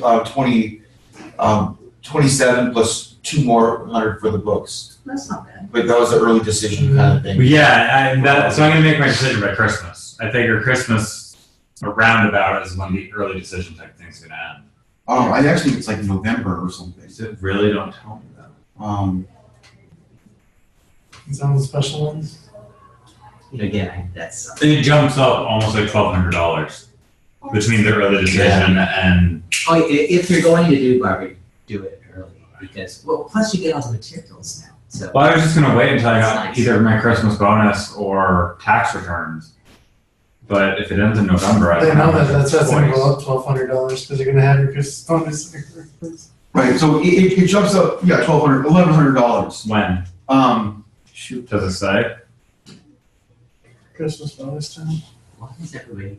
Because it's 734. That's- You're kidding. Okay. Well, that's. Your turn. You guys want to take a break right now, or? I mean, you can still take 15, 20 minutes. You don't have to think about these guys. Well, let's see what Will has to say. No, let's go. I'll figure it out over the break. Yeah, I figured I was gonna call them anyways and beg them to take Yeah, less. let's go ahead. Well, they might too. Barbie's very. Yeah, and that's what people have told me. If you call them and plead your case, you can get it for less. I used to work for them. They're fine. Okay. They're actually Barbie's actually real. I mean, at least when I was there, they were really nice and understanding. You know. Yeah, because I'm just like, That's how I started doing all this. Was actually working for Barbie. I was one of their You leaders didn't early start online. for years. So yeah, You could do that. and you get all the stuff and. If you really are stuck on it, I even tell first year students to go ahead and book it because well, they have a baby bar course, don't they? have a baby bar course, but I tell them to get the whole thing. Oh yeah, Actually, because just they go out send and they're you gonna the give books per year, right? Yeah, Yeah. it's a great deal. You know, I wish I would have done that. Looking back, that would have been one of the things I would have been very happy to have done. Quite frankly, looking back, I've never been a big Gilbert's fan. That's partly why Gilbert's just isn't. It's not. What's the word I'm thinking of? It's not practical enough. You know, if you gotta go, this is a test. Blah blah blah blah. Yeah. You know, I always want structure, right? I mean, you may have noticed that about me. Give it structure. A little bit. Except common law, then I'm off in the conceptual. Never had any. It looks like you can. I need to figure out. Looks like you can lock in your early decision. Yeah. With it's like $300 payment. Yeah, and if the payment's 10% or something, right? Yeah. That's pretty sweet, I have to It's say. $26.95 right now, and you can The save time I found it was $100. early December. You guys. Oh, that's even even saying I'm fine with deadlines. Slash the price in it or something too. Because, I'll call them maybe tomorrow or lunch. okay, so be back like, it's 7:36. All right, so be back. Kind of. Yeah. But don't be back 4. That's the rule now, right? Yeah, you can take 15, you can take 20, I won't kill you, take 21 under and big trouble. Good talk, good talk. 3 for 3.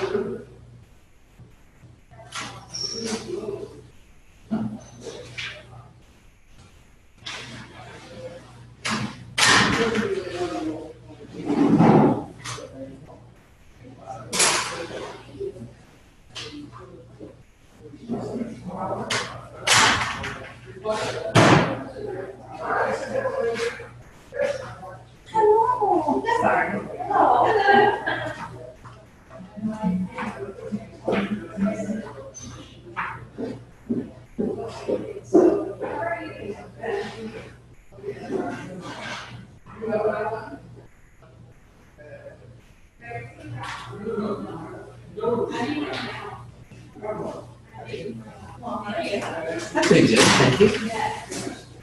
So.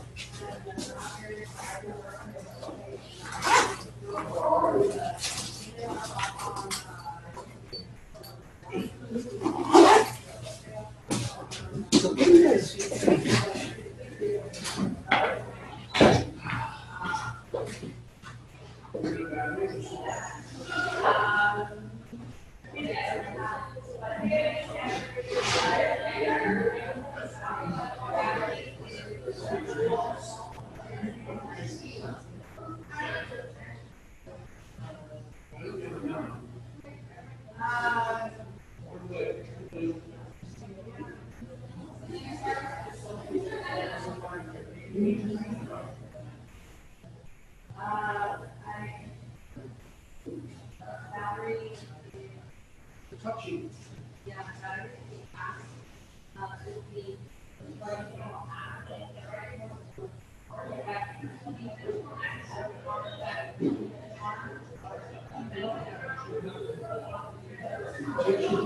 what do you guys think?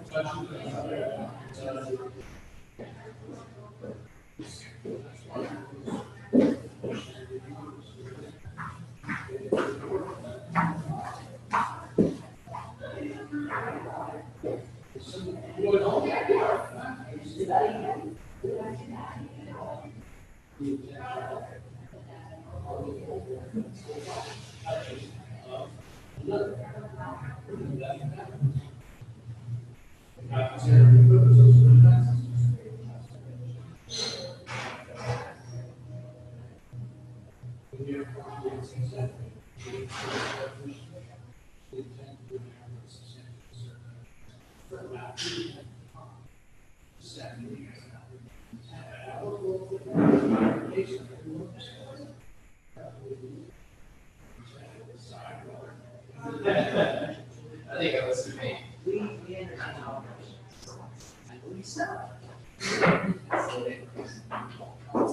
Maybe snow in the desert too, that'd be cool.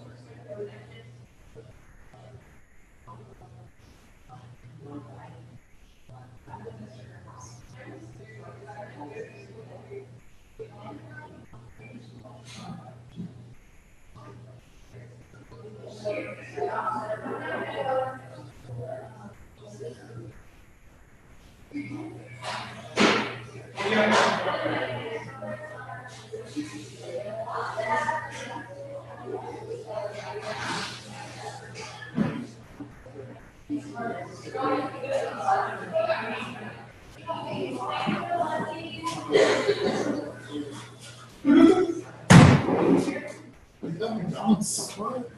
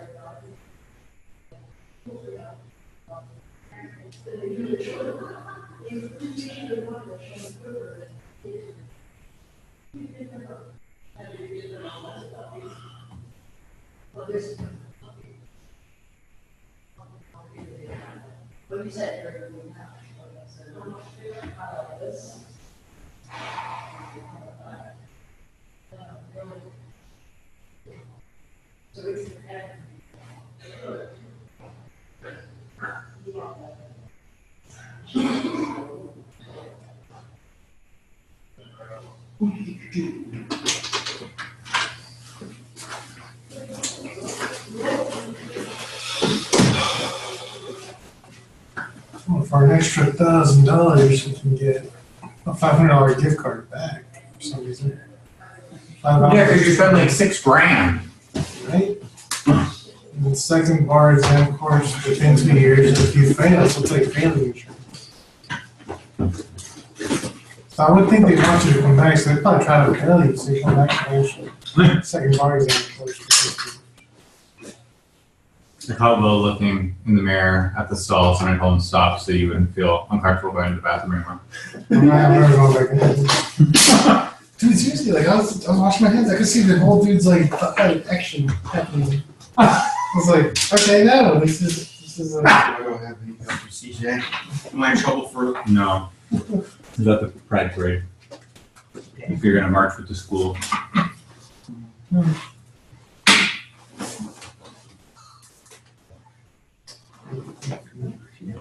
Number 4. I will not be in town that weekend. Or, no. 2:30, you don't want to tell me what's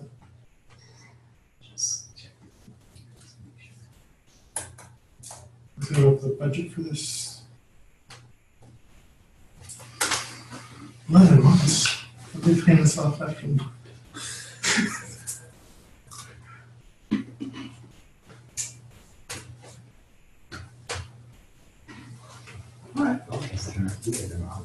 Fabulous. Yeah, no campaigning.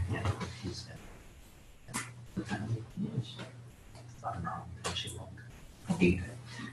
I mean, all right, so, okay, so when last we met, we were checking prices online, right? But, you know, this is your chance to go ahead and, you know, make some inquiries and find out what you don't like. You know, there's lots of you know, interesting programs out there, but they really are different. That's what's truly shocking. I mean, they really are different programs. Really are geared toward certain, you know, gestation techniques or whatever you want to say, or like personalities. I don't think, but a little bit, you know. But you just have to kind of decide what's the best for you. You know, just sort of start with Harvard, you know, and see if you think that will do the trick for you. If it doesn't, lots of other services out there. Some, you know, think about being online, think about, you know, what you want, what you need, that kind of thing. It's not a problem. Harvard's good for 2 years, but they say we don't pass the first time, let you take the course. Yeah, You don't want to do it. I always discount things like that. To me, is always I'm like, can I trust them? Do they want me to come back for second year? Well, I didn't say anything, but I mean, I don't know why. I don't know why you would come back to someone for the second time. You know, unless it's something you did. That I could kind of understand. But, you know, 'cause sometimes students, you might have their paper out and things like that. Well, you can hardly blame bar prep on that or anything. You know, it's not fair. But, you know, usually I recommend that if something doesn't work for you, it's like, you know, hope, I know, again, we're not gonna have any repeaters here, but you gotta figure if you're repeating 99.9% of the time, you have to try something different. You know, it means that it means, usually when you don't pass, it usually means you're not doing it. That's what it usually means. It's not, you know, it's not even that you're doing it wrong, you're just not doing something. See, that's the problem, because until you get that piece, you can never pass. So I always say you gotta look for something different. You know, if you turn in the same papers again, guess what? You know, the bars, you're not right and they're not wrong. Okay, it's that simple. Won't even hear it, you know, anymore. Won't even hear it. To me, when they say things like that, it's just conspiracy. Really, nobody knows who you are. Nobody cares. They really don't. You know, and I mean that only in the best way. I mean, I just did. It's like I've had conspiracy theorists who swear that at least 2 times, 2 different people I'm thinking of right now, who swore that the bar had it out for them because when they were in law school they filed something. They're like, they're never going to put 2 together. They're just this. That's insanity. They don't. That's not true. That's why I never wanted to file an action on our baby bar. Because I was afraid the bar would have it out for me. You never know, man. I was seriously considering doing like a small act or small claims or something like that for the baby bar the first year we took it. When they give the crim pro question. Good point. But I was always afraid that the bar would be like, I remember you. You should have done it. They're all gone now. Nobody would remember you. They're all cleaned house. All gone. Try some notation in my permanent record. You thought about it. Just remember. I know. Just remember these. I do have some wise words of wisdom for you. Take it for what it's worth. Everybody has an FBI file. Okay. I wouldn't doubt it. It's like, Well, I know I definitely do. Well, all So- you can actually There's just file. no- You can file a FOIA request and find out. People do that. I've had a couple of people I know do that. And they're like, they're shocked because they have an FBI file. And they're like, you gotta be kidding. Everybody does. You know, everyone has at least a file. I think Now it's some something are- with customs. Sometimes I'll cross the border with just a driver's license, and they're like, all right, come on. Yeah, well, So, back in the I good don't old know. days, that's all you needed was a driver's license. You didn't need a driver's license. They didn't care. Well, you still Like, can still they- use a driver's license as long as it's an advanced or enhanced driver's license. Yeah, I mean, I think. Either that or a passport for land crossings. I was like, if I just like, I was like, did they look up my name in the system? Like, this guy's clean. Anyway, so, yeah. I remember the good old days. I never really thought about it. We never even thought we needed ID to go to Mexico. They're not gonna stop us. They don't stop anybody. They want the tourist dollars. You know, coming back in, you know, but what were they gonna do? You're an American citizen. I mean,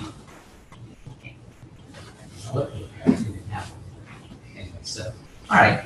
So, we'll keep an eye on that for the next couple of months. Okay. And that's what we're gonna do, right? Mm-hmm. All right. Meanwhile, back at the ranch. Okay. Now, as I requested before, everybody did do a draft of the target this time. Okay. Good. Excellent. All right, so what did you think about this one? I hope it's hard as. This is pretty hard, huh? Yes. This is pretty challenging. You really have to. kind of happy it's only, we're not taking this 3-hour PT. Yeah. Yeah, you should, this is really good. I mean, but it's a really good one at the same time. It's really interesting, you know. But I think it's a really interesting one. But yeah, you know, I would think you would have trouble doing this in 3 hours. So I thought this was pretty difficult. Did we have time last week to do that? The memo? The memo? No, I Let's don't. do the memo for sure. This is one that you had to go really fast. Did everybody do? Now again, if you go past 3 hours, keep going. I mean, what you really need to do, in case I'm not making myself super clear, which is highly possible, is the goal of this class is really, although you do have your midterms, but it's not to make you really fast. It's to make you understand what a good paper looks like. Does that make any sense? Because how do you get fast? You just practice. I mean, there's no other way really to get fast on a PT in particular. There's no shortcuts. There's just a better method, right? So again, your methodology is really important on this. You gotta have a way of, you gotta have the breadcrumb trails, otherwise you're gonna get really, even on the 90 minutes, if you don't have a breadcrumb trail, you're gonna be in trouble. You can't keep reading things, right? I mean, you kind of learn that in law school too, right? That's one of the tricks. I mean, nothing that you're learning in law school, believe it or not, is rocket science.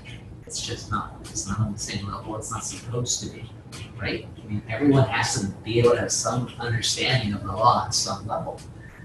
Hard to imagine when you take common law. But again, remember, it's called the common law for a reason. You're supposed to be able to read it, stuff. And so there's no shortcuts, right? There's just a better method that you come up with to get through things quickly. Once you come up with a method that you like, then you practice it over and over and over again until you get fast. That's all. That's how you study for mostly everything, but particularly for the bar. That's it. You know? So there's no shortcuts. There's no cutting stuff out. The minute you start cutting stuff out, that's a problem. It is. That's where a lot of students go wrong. I mean, they'll say, well, you know, I'll just, you know, I mean, imagine this is a very, you know, kind of chainsaw example. But imagine that you figured out that the answer to every MB is actually in the third paragraph, so that's all you're gonna read. You just failed. It's not a good shortcut. That's ridiculous. And yet, I hear things like that all the time. Even that, sometimes. That's not something I made up. I've actually heard people say, all you have to do is read the first line and the last line. I've heard people say, it's just, okay, you know, do it yourself. Don't dissuade them from that. I still think those are mind games to get everyone else to fail, right? Yeah.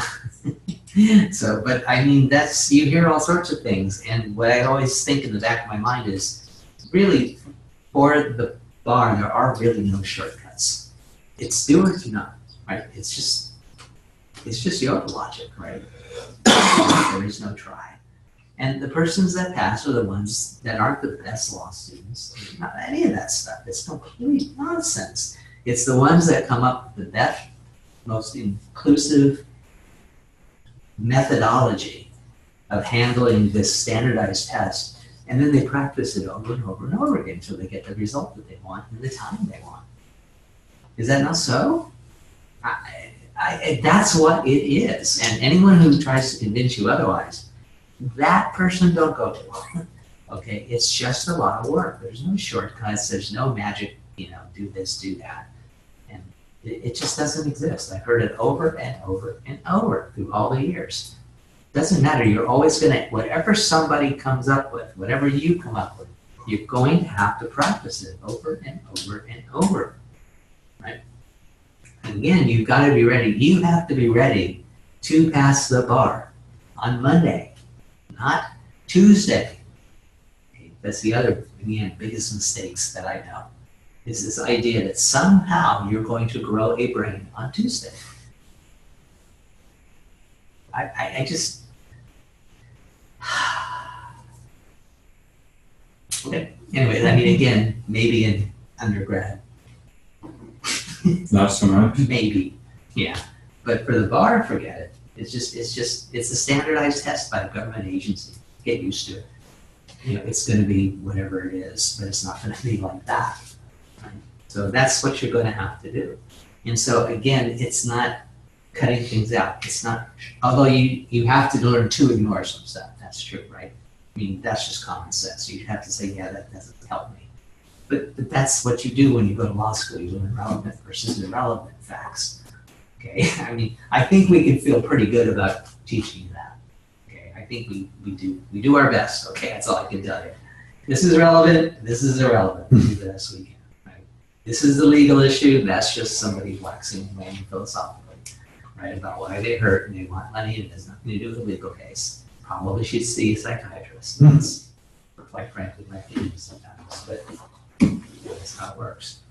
Anyway, so the bar reflects that.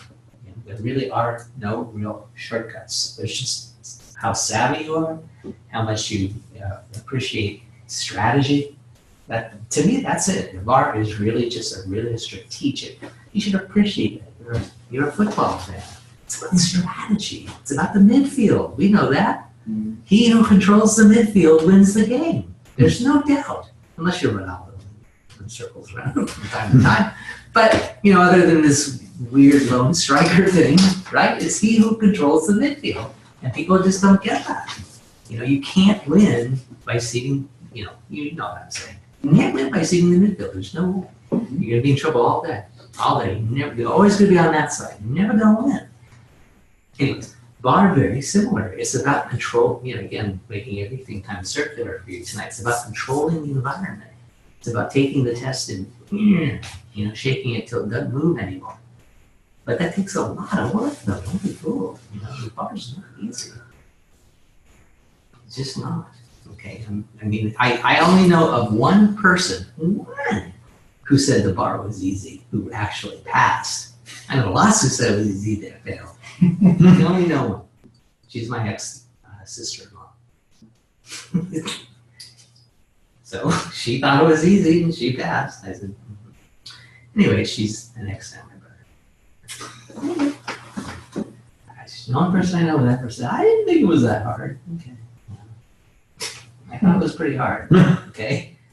I did not think it was easy, personally speaking, but pretty hard. Just so you know. In case you're wondering what I thought about the test, but again, don't always, again, you can take my opinion, but take a lot. Remember, I was an art major. I'm going to see tests like this very different. This is like, I grew up on Mars and this is Venus. So I had a long learning curve to get there. Just get through law school is kind of a minor miracle. Anyways, let's see, Richie, that's a good name for a lawyer. Kelly LLP. You guys haven't had business yet, have you? No? Okay, so you're not allowed LLPs and all that stuff. You should only be so lucky you get a business entities question. They're not terribly difficult. So. What are we reading right now? The memo. Let's go for the memo and the party. If you can do the party, you can pretty much do just about anything in this box. I don't think it's, well, the only one that's really that different is spend. And again, you gotta use your skills and stuff like that to do your own research. But if you can do neat party, you're doing pretty damn good. This is one of the more, I like the really challenging ones. But, and again, so you really have to read it. It's an interesting balance, but it's very fact heavy. So it's a little hard to get through. Your 90 minutes won't be this fact heavy. You all know that right now. I would hope not. Yeah, it's not at all. See, that's really the huge difference in the 90 minutes. It's 2 cases rather than 3. And they're not as fact heavy, which is not. So those are the 2 differences. Let's see, we're in the mythical land of Columbia. Applicant from Mary, so she's the, again, whatever your theory is, whatever makes you happy, just do it that way. Right? With me, it's just like, just helps me to say, yes, I've read everything possible, everything we're supposed to. That makes me happy. Okay? That's what I want to reread that's you have to read that. Subject in remarriage and attorney. Yesterday we were retained by Pierre Nitardi, again very important, you know who our client is, who has asked us to advise him in a custody matter involving his former wife, okay, so there's a problem, Jean Dillon Nitardi, and their daughter Sylvia Nitardi. All right, so we are here, so we've got the father and ex-husband. Let's see, Mrs. Nitardi has expressed intention to move with Sylvia from Columbia to Dakota. Whoa, Dakota, that's like Mad Max. In little more than a week. Oops. Wow. I have told Pierre that I will send him an opinion letter. Okay, so again, please write an opinion letter. I won't name names, but last year, final exam was in fact a letter to opposing counsel. The 2 students turned in. Opinion Yeah. letters? Oh. Oh. Yeah, that's like That's you can do that in this class. And look, they graduated. Yeah. That says something for my chances. Well, just be a little slowly. Don't do that. An opinion letter respecting his legal position. Yes, so now everyone's saying, we didn't do the opinion letters in law school. No, you probably didn't. And so you guys did. But so what? Again, they're going to give you direction. The facts bearing on this matter can readily be gleaned from an interview. Okay, so again, these tend to be where the best facts reside. Whenever you get like a deposition, whenever you get like an interview, whenever anything that's the actual words of the parties themselves, that's where the best facts tend to come from. So, plus also in this case, good for us, remember telling us that. So what do? When we see a gift horse, what do?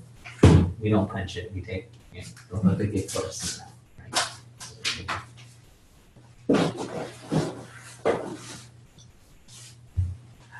An interview that I conducted with Mr. Nitardi yesterday, so okay, that's pretty good. A judgment of dissolution, that's kind of interesting. You don't see too many of those in these PTs. 2 custody orders, again, kind of interesting. You don't see a lot of those. And there's not too many family things in PTs. I don't know of too many. So this is, again, kind of an interesting one. A memorandum by one of our paralegals, all right, sounds good. And a letter that Mrs. Nitardi's attorney sent to Mr. Nitardi some days ago. Now, what I want to point out is if you ever really get stuck, and you really don't know what to do, it can happen. What do you think about this? The interview, the judgment, 2 custody orders, 1, 2. Can you do that? Not in this one. Probably not in this one. No, I'm just saying. But yeah, in they give theory. you direction in this one on the next page. But let's say you had no direction. Would that be a good way to go? Damn straight, that's a good way to go. There's nothing wrong with using the documents. That's fine. I think that's just fine. Throw in some case things if you need to. If that's what your headings do. Throw in statutes if you need to. Right? There's always just a logical way. If they tell you, just do it. If they don't tell you, again, I insist, there's always a logical way. Some logical way. Now, usually they don't even make you do something like that. They usually give you more, right? Mm-hmm. They usually give you more. But even so, just, there's always some way to do it. Okay, they never completely and utterly strand you nowhere. They just don't. Because it's like writing a memo, whatever else it is. There's always a way, all right? So don't worry about that. And just keep in mind too, not that it's super comforting, but if you're struggling, just imagine what the other people are doing. Oh my God, they're like hitting the panic button. You've already got half the students hitting the panic button already because they don't know what an opinion letter is. Think about that. There's a lot of schools that don't teach you that. A whole lot of them. If you take Barbara, you might see one. If you do anything.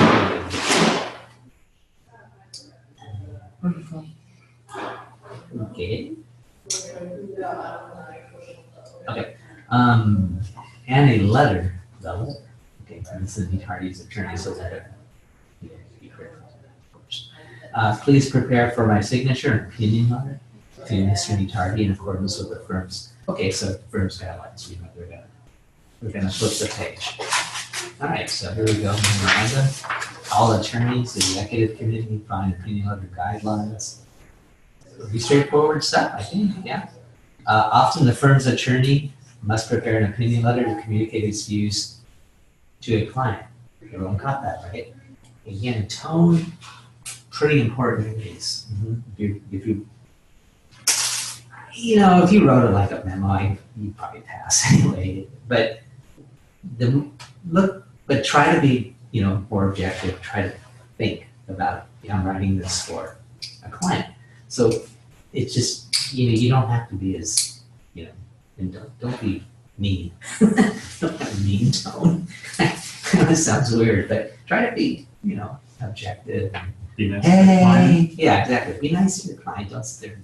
Oh, and don't do that in real life either. I mean, really don't. I mean, again, your clients are. If you write this really super lawyerly, and you start to spout case law, they're really not going to like you. It's not a good thing. It really isn't. You got to really take into consideration their level, of experience. Otherwise, and they don't get it. I'm telling you right now, they don't get case law. Well, why do I need that? I'm hurt. Need I say more? Okay, so, well, if it was me, I'd give you everything you want. You can say that if you're so desire, but the one who does that, you try to find. Okay, should follow this format. State your understanding of the client's goal or goals. Well, that's easy enough, right? So what about that for a heading? Part 1, understanding of the client's goals. Goal 1. I like that. That works for me. Or goal A. So I've got 1A. That looks pretty good. I got B, C, D, E. That looks pretty sweet. Number 2, indicate the action the client may take to achieve goal or goals. I got number 2 there for me, and then achieve. Simple headings. Analyze the client's legal position objectively. Okay, so again, we don't want to, one thing you don't want to do too is you don't want to, whenever you're dealing with clients, be very objective. Okay, really though, you guys pretty much know this already, but don't make them overly optimistic. Okay, and when you're very persuasive, they tend to see that as, yeah, he's a shark. He's going to go there and harpoon everybody for me. Blah, blah, blah. I can't lose. It's not a good idea. Yeah. Anyways, I remember I had one client come in my door.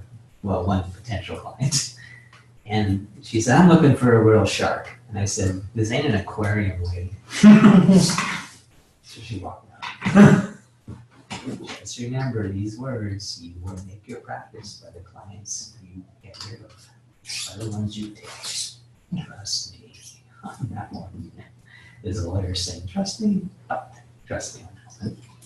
Analyze the claim objectively in light of the applicable law. That's pretty easy. Okay, relevant facts. And resolve each of the issues implicated. All right, so what does that sound like? Hierarchy. So again, here's your internals. Again, never IRAC it though.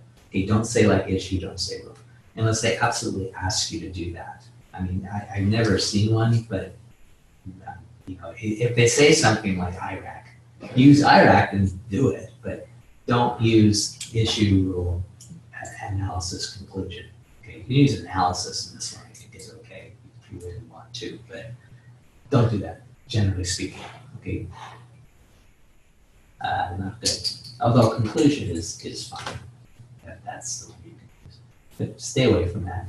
Those are considered kind of, you're supposed to be more sophisticated than that. That's all I'll say. I don't think you're going to win the reader's confidence by doing that. Remember that many opinion letters are written to lay clients, so they're again hitting you over the head. I tell you truly, the reader will catch your tongue. They will. So, I mean, when I read your works, I catch the tone, for sure. So.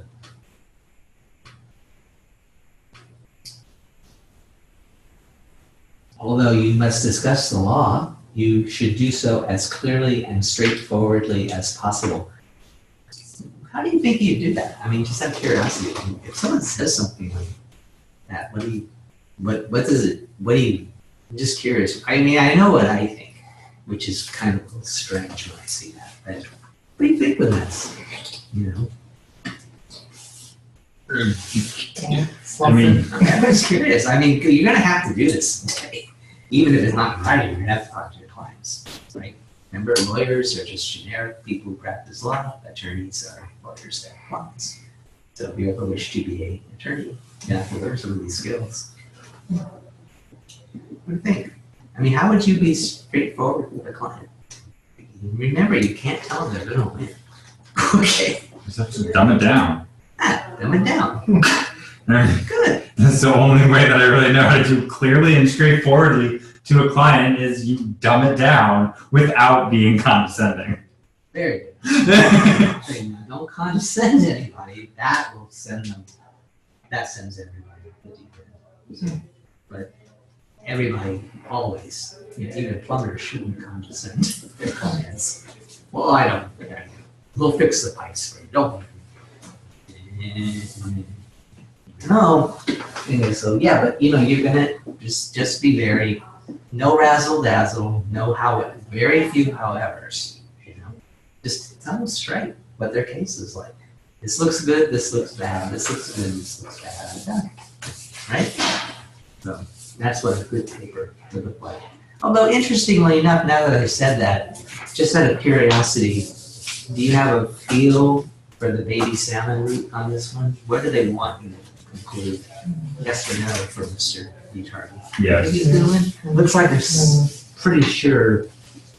For him. I mean, they're really leading you down. You've got way more facts that speak for him winning, I think, than him losing by far. Is that so? Yeah, but there's still bad case law. But there's still very bad case law against them. Yeah, it's Right. not a. It's not a sure thing. We but don't have the Supreme Court case, but we have all of the laws that curb it. Are there a lot of Supreme Court family law cases? I mean, No. are there a lot of? I mean, again, I have never. I know you're not family, but Family law. does it usually even get up that high for family law cases? I don't. Constitutional right to- I was gonna say there really are no constitutional rights Family with law is family mostly law. state law. So, yeah. Oh, well, there are familial rights, but you remember. Well, yeah. But but Not separating the family from by the government. I mean, Well, that too. That's a good. But there's familial rights, but constitutionally they express themselves in an outgrowth of privacy, and you're not going to see a whole lot of that in family court. Again, for what it's worth, and we need family lawyers. Don't get me wrong. I mean, you want work, yeah. Okay, you're always going to have work, right? If you're a good lawyer, it's going to have work. People are always going to want you. But the thing is my experience with family law was just, I don't know. Again, I can't swear that every court's going to be exactly like the one that I was in a couple of times, helping one of my family members and just sitting in the audience. But I was like, it's just people walking around, the clerk's doing everything. And, where is everybody? It's 8:30. And people are out in the hallway and you're hearing, the whole thing. And I'm like, because I was in downtown LA for this case, and it's got all the different floors, right? I'm like, I'm never coming back to this floor again as long as I live. Never. I just couldn't understand how you could do well. And I would be listening to the judge. It was the pro tem judge for the case. The couple times that I was there, strangely enough, that one judge went off and another came on or something. So it was like already the second or the third judge in this case. I had the feeling she didn't know anything that was going on. The ruling that she gave was ridiculous, just complete nonsense. I mean, I'm sitting there going, you gotta be kidding me. That ruling, I don't have to know about family law. That makes no sense based on just what's been filed and based on what's going on here. And you gotta be kidding me. And every time you question anything of any of these people, first of all, they were very dismissive. Okay, the judges, there's two different judges that I saw, both very dismissive of, and I'm sitting there going, I understand after you see a lot of cases, you get a little hard about it. I get that. But, these are, you're talking about kids. And it was always the same thing. It's like, well, the best interest of the child is this. And I sit there and say, based on what? What kind of nonsense is that? I mean, I just wanted to stand up and say, why? Just tell me why. I don't see any of that anywhere. And she's like, hey, I'll hear something. And I just said, this is not for me. That much I know. I can't operate that way. No. I just cannot. I have to have my ruling. And I have to have my sit down. Everyone sits down, right? Everyone gets called. Everyone wears a suit. Everybody. These are all the things I liked about it. Was you went in, you know your place. If it was a good ruling, Your Honor, you are just the Cardozo of this era. If it was bad, I say, may I say a few words, please? That was it. That was my world. That's the world I liked. No crying kids, no criminals.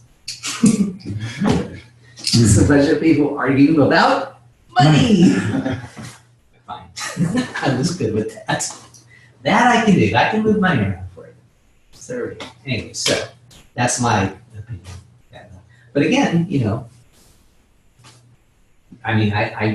there's lawyers that are really good. I've met some family lawyers that are super sharp guys.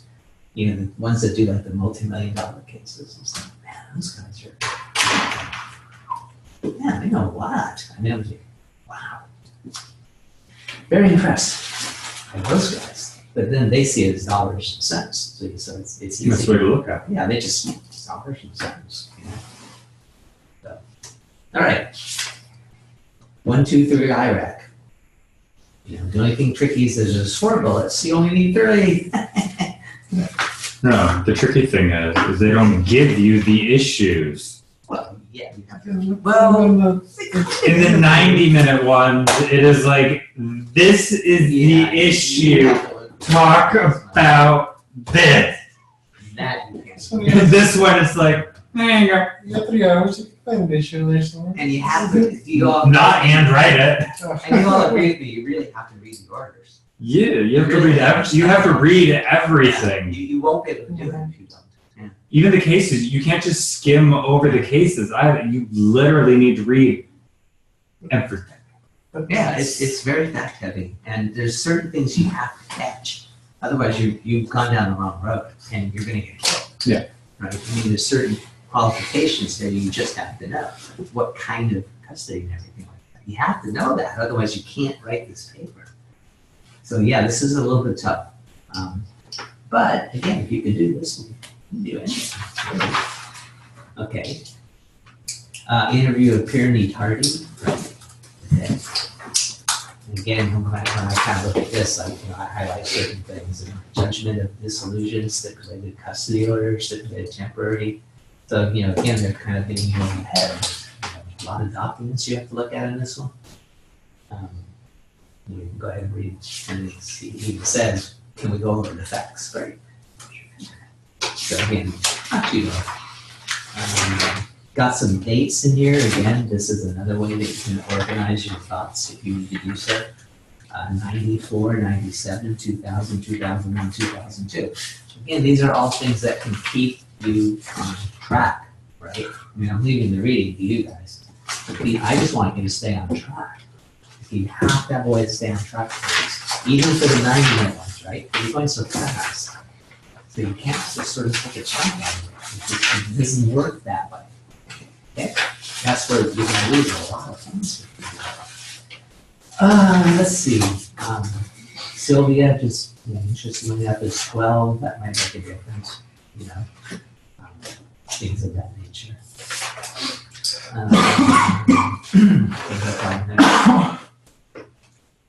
Okay, so here's if there any more facts. Yes, and the fact, I love this one. I'm on page 6 here. Yes, and the fact that Yolanda and I met and have become good friends. Very good friends. In this case. The only thing this case lacks is what? Manslaughter. Jerry Springer. Yeah, it's just straight arrest, isn't it? This is a good one. Oh. No? Well, I have a question about like why they laid it out in this way, and we're down to like the last like 30 minutes. Like I don't understand why they both went into a long analysis of like what is necessary to achieve the goals with like ideas about like what like multiple avenues. I mean, she's leaving with this kid in less than a week, so he needs to file an objection with the court. That's his only. That's his only like available path at this point. Like she's gone in less than a week. So like do they want to see this junk? Because you need to get this filed. But that's not is the correct answer. That's the correct answer is that he has to file an objection. That's why you're writing an opinion letter. Okay. See, interestingly, if you were writing a memo to another attorney, I would see your concerns a little bit more focused. Right. You know what I'm saying? Because I did This, you really got to write for it. my first 2 bullet points are in the same paragraph, and they are a total of 3 sentences. Or 4 sentences, and that's my 2 first bullet points on the on the memorandum entirely.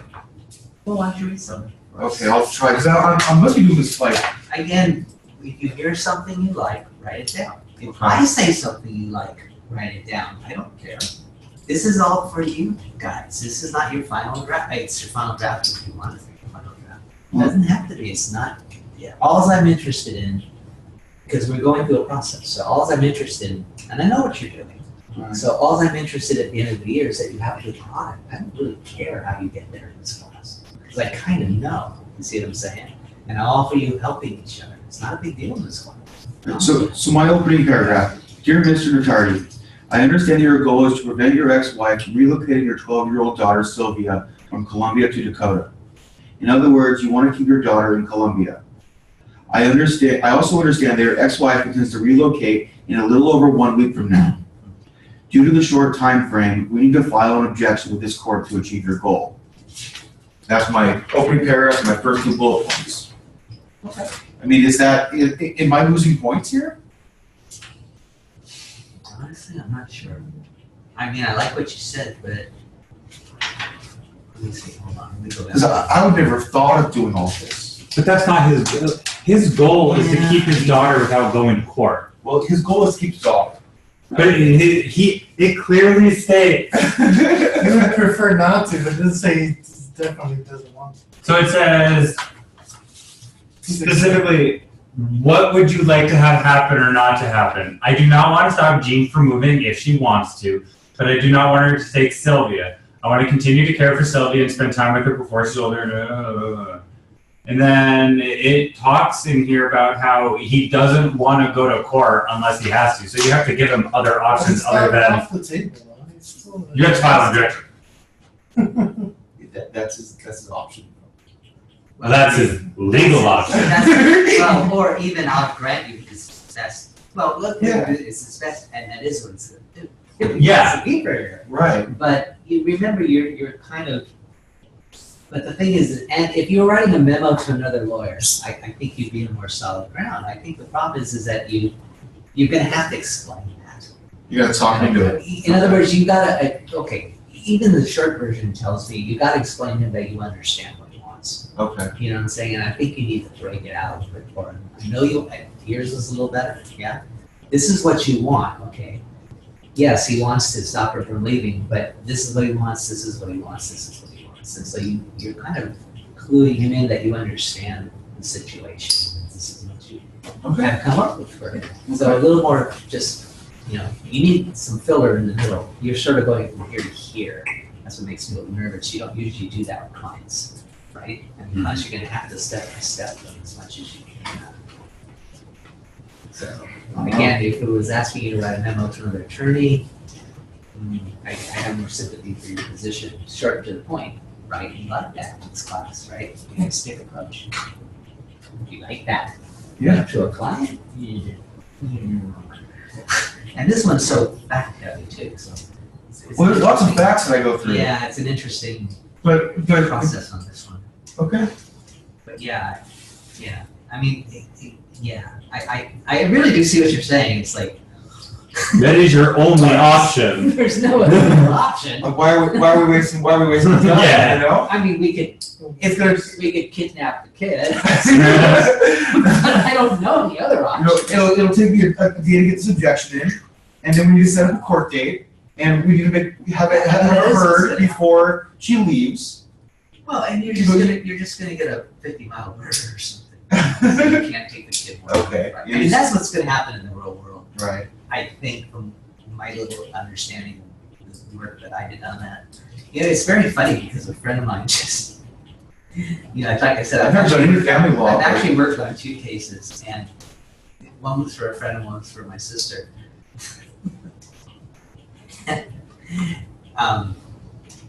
In the one for my friend, his and he had 8 kids, and she wanted to take the 8 kids out of state, and he had to get, and they were being tried.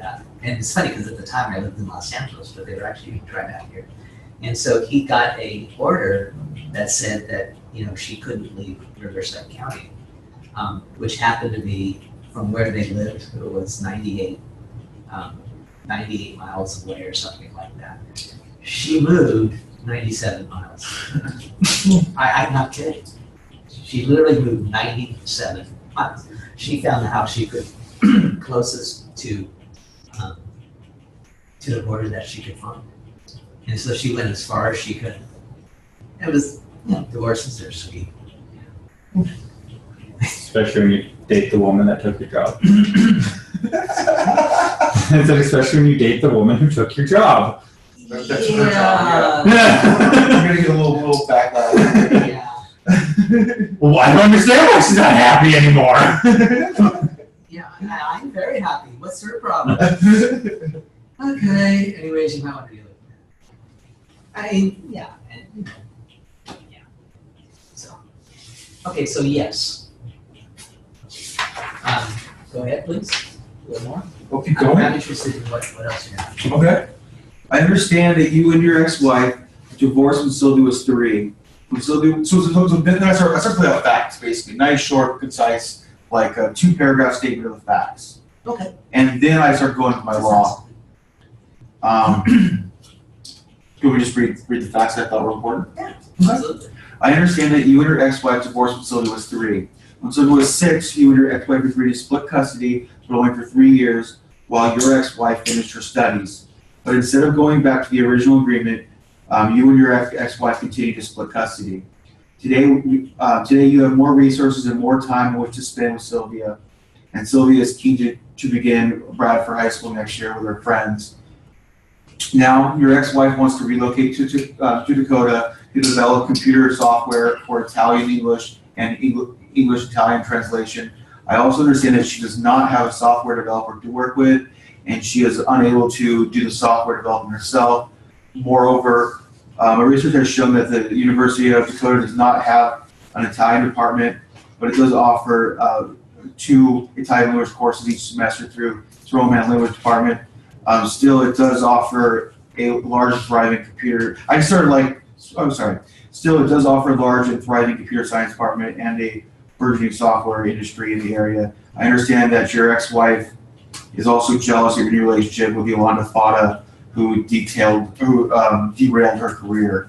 Then I start to go in, and I say first, and I explain the difference between physical custody and legal custody, and then I say that they stipulated to shared custody. Then I say what the Supreme Court said, that what sole physical custody is not, it is shared physical custody. It's like what they planned in their original agreement. I say we can overcome that, and then I go through what the Bialis case says, that that primary physical custody, secondary physical custody, and secondary caretaker have no legal meaning. And then I go. My next paragraph is that moreover.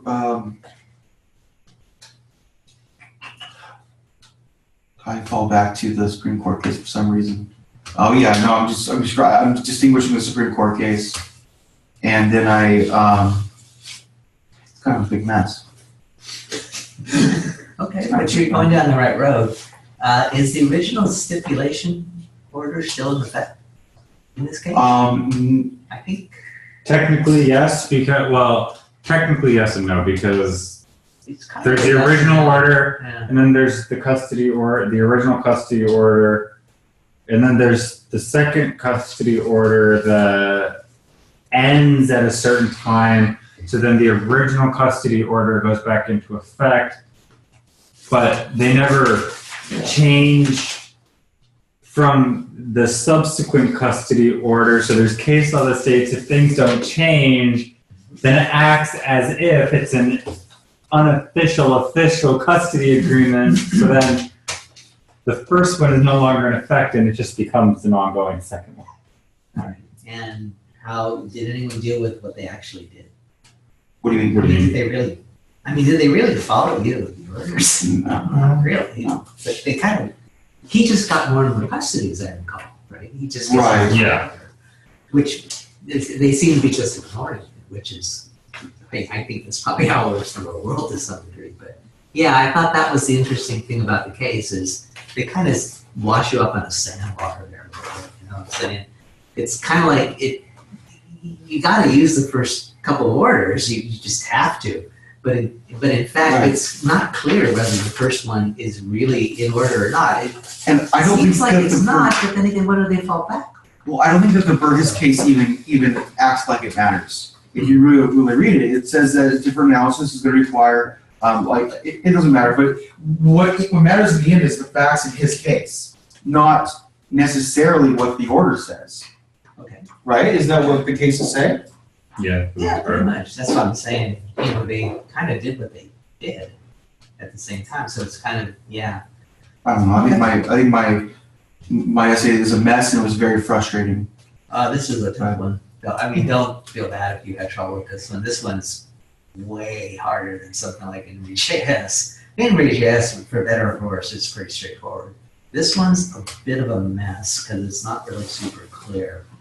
You know, you can read it all day and you're still going to say, well, I'm not really sure. But, I mean, I remember doing it the first time and just saying, I'm not really sure. I don't know what you want. Really clear. I mean, you just take. I mean, I remember just taking a guess, educated guess, but it really is not a clear case. I didn't think it was. And yeah, it's a little bit hard to handle. But I think that if you know, I think though you had the right idea though, which is the case law seems to me, it's sort of like, well, might be the first one, might not. Second one, do we agree it expired? It seems to have in this case. The second one has expired It has by its expired. terms. Yeah, so it's gone. On the other hand, you know, there seems to be a case law that indicates, do you really go back to the first one? Burgess is there because you have to determine whether it's a joint physical custody agreement or if it's a sole physical custody agreement. If it's a sole physical custody agreement, then Burgess is in effect. If it's a joint physical custody agreement, then you have to follow the subsequent case law. So you kind of have to advise them on, Right. first you have to decide who has joint, if it's Well, joint, joint. if it's sole. Right. And then you have to go into, if the court finds that it's sole, then this.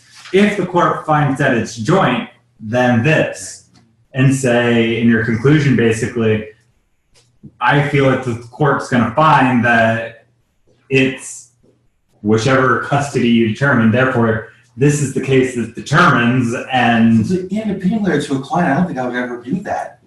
well, you wouldn't. I But would this is say for the something bar. like, you know, you appear to be in a joint custody situation, or you appear to be, I don't know. Well, there isn't one, because neither have of to explain that to them, I think. I think that's fair. neither of the custody orders say it. So you have to make a determination. But here's the deal, though. If you take a dry look at it, it seems to me that it seems to be a joint custody. But when you look at what they did, he's just getting more and more custody. Is that so? I mean, that's what I It think is. because it seems like if we go down this road, he's going to end up with sole custody. She's trying to get sole custody by leaving, but the facts tell us that the time's tipping on his side. Is that so? No, That's not what I- particularly, because if you read the very last case, Yeah. the facts are almost identical to this one, with the exception of the travel and being basically chaperone.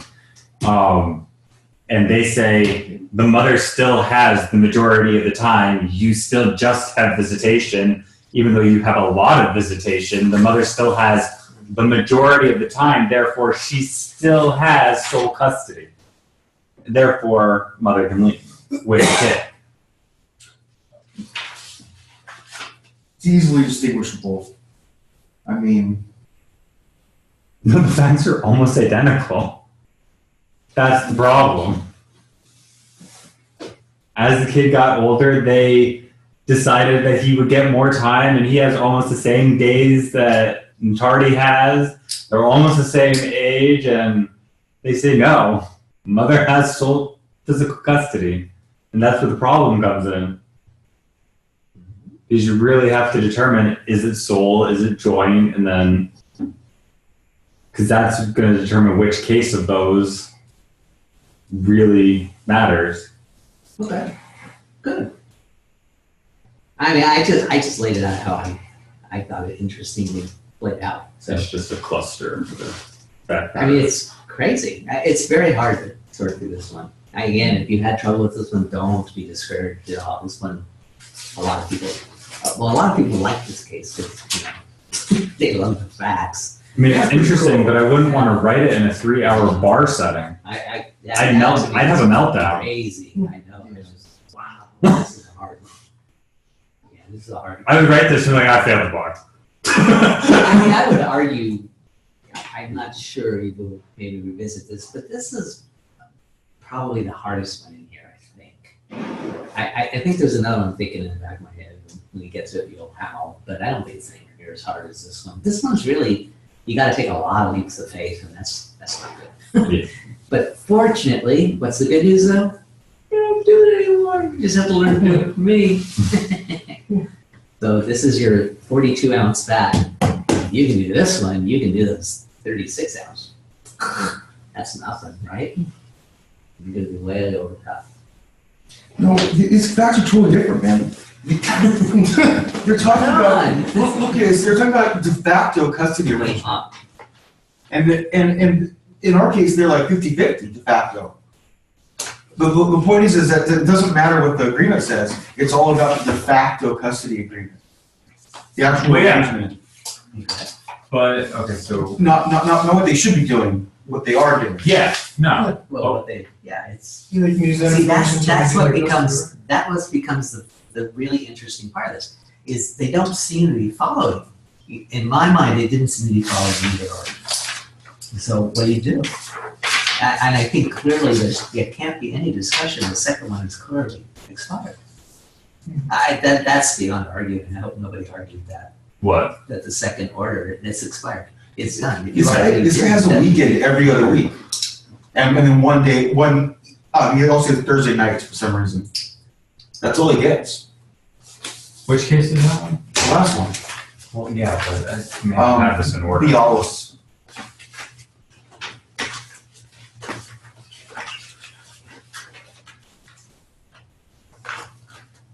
The last one? Yeah. The last? Oh, yeah. Yeah, if you can show that he doesn't deserve sole physical custody, they can change his court order. A weekend every other week is different than 50, than like, you know. Also, his father had visitation Thursday to Friday morning, and then every other weekend. Okay, so he had, and then he had, Well, yeah, in the case, he had a bad case, the guy, because it wasn't enough time. So here, Mr. Natardi's spending more time with the daughter than that case. Oh, yeah. Well, let me ask you It this doesn't matter. question. I mean, I just demanding to be right. Sorry, go ahead. no, it's fine. Okay, well, let me ask one more question and we'll move on from this. He's picking up more time. Yeah, he's doing. And again, in my mind, they don't seem to be following either word in my mind. So that's the thing to me, which was kind of like, well, I know it's you know, she theoretically, that to me is like the interesting part about it. Because, you know, you really, you have the first one, first order. The second order is done. Okay, throw that out. And so you can either default to that, or you can look what they did. Yeah. That's what it seemed to me was kind of how that was your options, at least. I mean, what other option do you have, right? Yes, no? Yeah. Okay. I mean, however you went with that, that's you know, for your discussion. But that to me was where, you know, you kind of get split. And what if you said so? What if you said joint? I mean, would you really?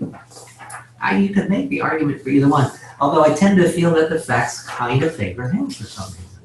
Yes. Well, they do. I think they clearly favor him. Why are they doing that? And again, I don't swim upstream. You think that I felt very clearly, you know, that he was quote unquote going to win for whatever reason. I mean, they kind of make her out to be kind of disingenuous, don't they? Well, I mixed up the days of the week in the second custody order. That's why I thought it was from Thursday to Monday, and then every other like Friday and Saturday. So I realized it was Monday to Thursday. I thought it was Thursday to Monday, and then like the Friday and Saturday part was with her, part was with him. That's a, And then she had it from like Monday to Wednesday, and stating like that Thursday to Friday, but it makes it confusing, you know? yeah. That's like one. So I mixed up the days of the week. So then I read it as, oh, he really doesn't have her all that often. I mean, but now that I read it and it's Monday to Thursday, that's a lot more time than what I thought. Yeah. That's what I was trying to do. Even though they still have joint, I mean, they do split the time. And the order technically says that she's primary, But he, as the case to he say, really isn't anymore. yeah, and as the case to say, you don't even look at the words of the order. You look at what they're doing. Yeah, and that to me, well, you have to make a choice. If you went the other way, you could, but then I got to ask you why. You know, that to me is too complex. You know, it's too complex for this case, and at that point, you really start. Yeah. I mean, you can make the argument. I mean, I'm you know, again, it's children, family law. I don't know. It's interesting. Okay, good job. You get a pass this week because you did the work last week. So let's hear what you have today. Mine's a lot more fluffing because Well, you know, again. Again, I keep it too simple, I guess. Well, but tell me what you have. I mean, if you're being simple right now, that's fine. Right now, I'm not freaked out about time. I'm way more interested that you just get a feel for this, what a good paper looks like, something that you would feel, let me put it this way, and you know, it's going to take time, all right? Something you would be willing to show somebody at a job interview. That's the goal. Now, if you're there today, why are you here? Okay, you need to answer that because you need to go get yourself a big black robe and just sit behind the bench somewhere, you know. That's what we're here to do, okay? So again, speed is not an issue right now. I just need you to be able to lay these things out. Once you can do that, okay, once you can assimilate the facts, once you can assimilate the case law, you'll be fine. Just keep doing it. Speed is not an issue until next Saturday. Yes, and then you'll get. Then speed is an issue. Well, but remember, those are 90-minute ones. I know. I want you to really do those facts. But these are just for your knowledge, so you become better writers and become better distillers, right?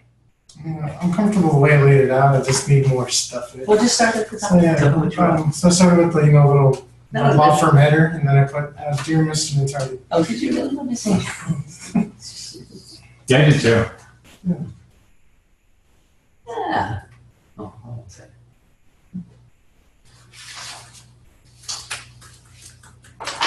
It's not bad. That's a good start. That's definitely a very that's a classic format. You just need to be able to expand on that. But go ahead and read it out loud. Okay, so dear Mr. Natali, this is my opinion on how to handle the case regarding custody of your daughter Sylvia. And put goals. It is my understanding that you would like Sylvia to stay in Colombia and wish to obtain custody of Sylvia if your ex-wife Jean wishes to move to Dakota. You would like to have Jean stay in Colombia and respect the current joint custody agreement. If you wish to prevent this from happening, you would have to. Oh, see, I just realized I caught myself right there. Yeah, if you wish to prevent this from happening, you have to show that Sylvia moving will cause an undue burden to you and Sylvia in order to draft an joint custody agreement where Sylvia stays with you and Jean gets presentation rights. This will not be difficult as we can show the court that your restaurant has been doing well and Jean has been struggling and that Sylvia is very involved in the community with her extracurricular activities. That's pretty good. I don't know that. That's a good start. That's fine. Okay, I mean, again, what's really important is that I know it sounds weird, but you gotta come up with methodologies that you can repeat, like on command. And so that's pretty good because it's that's a very classic format you have there. That one crosses a lot. The facts look pretty good. Not bad, but it's a good start. I mean, you know these are way longer than that. So, but that's a good start. Yeah, not bad at all. What should we do first right now? I'm just curious. Okay. Just because I am. Dear Mr. McCarty, it was a pleasure meeting you, and I truly believe that we'll be able to help you with your concerns regarding your wife, Jean, taking your daughter, Sylvia, to Dakota. As promised during our interview, I've laid out my opinions regarding your case below. After you had an opportunity to review the information provided and would like to discuss your next move, please feel free to contact me. Heading, what are your goals? After reviewing the transcript of our interview, I gleaned that you had one main goal, and that is to keep Sylvia in Columbia and to stop her from being moved to Dakota by your ex, Jean. The secondary goal, which is dependent on the first goal, is to continue to care for Sylvia and to spend time with her before she becomes older. Second heading, what action can you take? As your intentions are to keep Sylvia in the state of Columbia, there are several options that you have to keep Sylvia in Columbia with you. Your first option is to convince your wife to stay in Columbia. If her move was to be called off, then, of course, you would be able to keep your ongoing visitation schedule with Sylvia. The second option we may want to consider is asking Jean to draft a new custody agreement wherein you would be given sole physical custody of Sylvia and Jean would be given a visitation schedule. Finally, if we are left no other option, we can file with the court a request that they not allow Jean to move Sylvia to another state. Each of these options will be discussed below. And then I have legal and factual issues, and then we'll go into physical custody.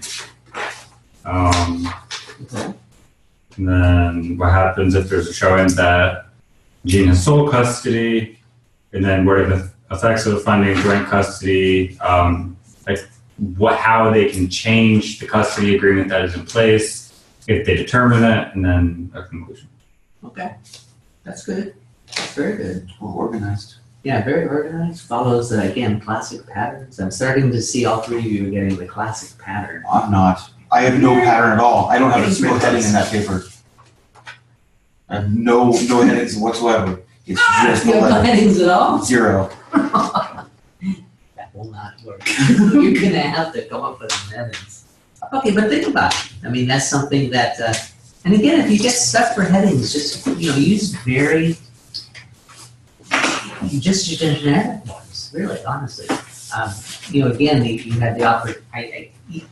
The thing is that I just don't want you to get stuck. That's all, right?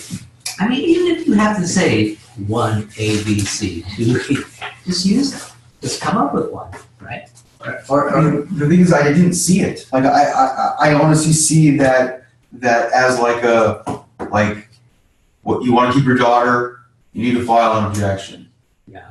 Like, I have a really hard time, and then it says to also like break out your factual analysis. Like where do you figure that out? Where do you start with that? I mean, I honestly don't feel like I've learned any like I'm getting a little frustrated, to be honest. I mean, this case it was a bad example for me, but like I don't know how to approach one of these things, or how to lay it out, or how to find out what the important issues are, and make headings and break it down. Like that I honestly don't know how to do that. Okay. Well, we'll work on it. Okay. Yeah, that's fine. I mean, again, you're not going to be. You guys are doing fine, just so you know. I mean, every class. This is what happens in this class, just so you know. How many weeks is this class? 14. You will get it 13 and a half weeks. That's what happens in this class, over and over and over. Okay, so don't worry about where you're at today. The 3-hour ones are hard. Utardi is arguably the most difficult one you've had. Okay, but we're gonna have Doug and Nicole come in. Okay, no doubt about that. And they're gonna be very helpful, by the way. They're gonna give you a very generic. They're gonna give you a template that works virtually for everything. Their stuff's pretty good. And I will just say this, hearing what you wrote today, it's not bad. You're actually on the right road. But we're gonna have to build your confidence and separate it out. A little because I know this sounds funny, but think about it. Again, think about this. It's what you're saying is more important than you might think. And I'll tell you why, although it's very sure you important. think it's important. I'm not sure what I've learned. Like I'm getting frustrated. Yeah. But Yeah. what you really what we gotta get you to the point because really your headings, you're not gonna have many chances in life to splash across a page negligence. Right. You know what I'm saying? So we gotta get to that point. And really importantly, you got to be a behavior writer because those are the best scorers, the best heading writers, I'm telling you. Okay. So we're going to keep working on this. But I'm telling you, you're on the right road. Okay. But we're going to have to tap into that. You're going to have to, because, again, I like what you're saying. It's very common sense. And yes, in the real world, we're building by the hour. But so you do want to cut to the chase in a lot of instances, so don't feel bad about that at all. That's true in the real world, but we have more of an exercise here, and this is good because there's one other thing I like about this case stuff too, and it's funny because this did come out today. I don't know if any of you saw this, but did you notice that you had to practice some client skills too? What? Client skills? You gotta have a little bedside manner. This one actually asks you to do that. So, not a lot of these do, right? I mean, most of them are kind of more like what you said, and more cut and dry. You're writing for other attorneys and things like that. This one, we learn a little bedside manner. So we're on our way down that road. And I'm telling you guys, that will not hurt. Have a little bedside manner. Clients. I don't think my letter has a bad tone to it. I mean, but I'm just frustrated with what No, you gotta have structure. Yeah, I mean, to me, it's not like. Okay. All right. Thank you. We're done. Are we done? I don't know. Are we done? You're asking me? You're Wait, I'm the teacher. professor. We're done. I think the work was excellent today, by the way. Thank you. I'm very happy. Trust me, on one last thing, I won't keep saying that, but if I'm not happy, you guys will probably know. I think you can pretty much count on that. You know who I am. But no, we're doing well. Cool. And we will be back. Take care. All right, see you guys. Good job. Good job, you're on the way. See, again, what did I say the first week? You two put your papers together, and you got a winner. He likes the facts, and you like the So we just switched laptops during the Mario play before you watch If we can work that out, we'd be in good shape for you right now. Frankly, yeah. He's a little too early. I mean, it's too early in the class for you. You're not gonna. Legal writing's hard. It's not easy. Oh, man. Let me get where I got from here. I came into here literally knowing nothing about law. Yeah, now you're asking me to straighten stuff out, and you're getting a little. The thing about this, the thing is, he works in all of this, and so he's got practical experience, but I want to give him a different practical experience. I'm starting jumping ahead. He'll be the cat writing them. I envision all of you writing these documents to people, so and you all have to become more sophisticated. It's just the way it is, but that's what everybody does. So I'm happy. KJ Fucker in the week said, no, he's very pleased with the class. He's not disappointed at all. So, you guys aren't doing it. All right? Thank you, Professor. Yeah, anytime.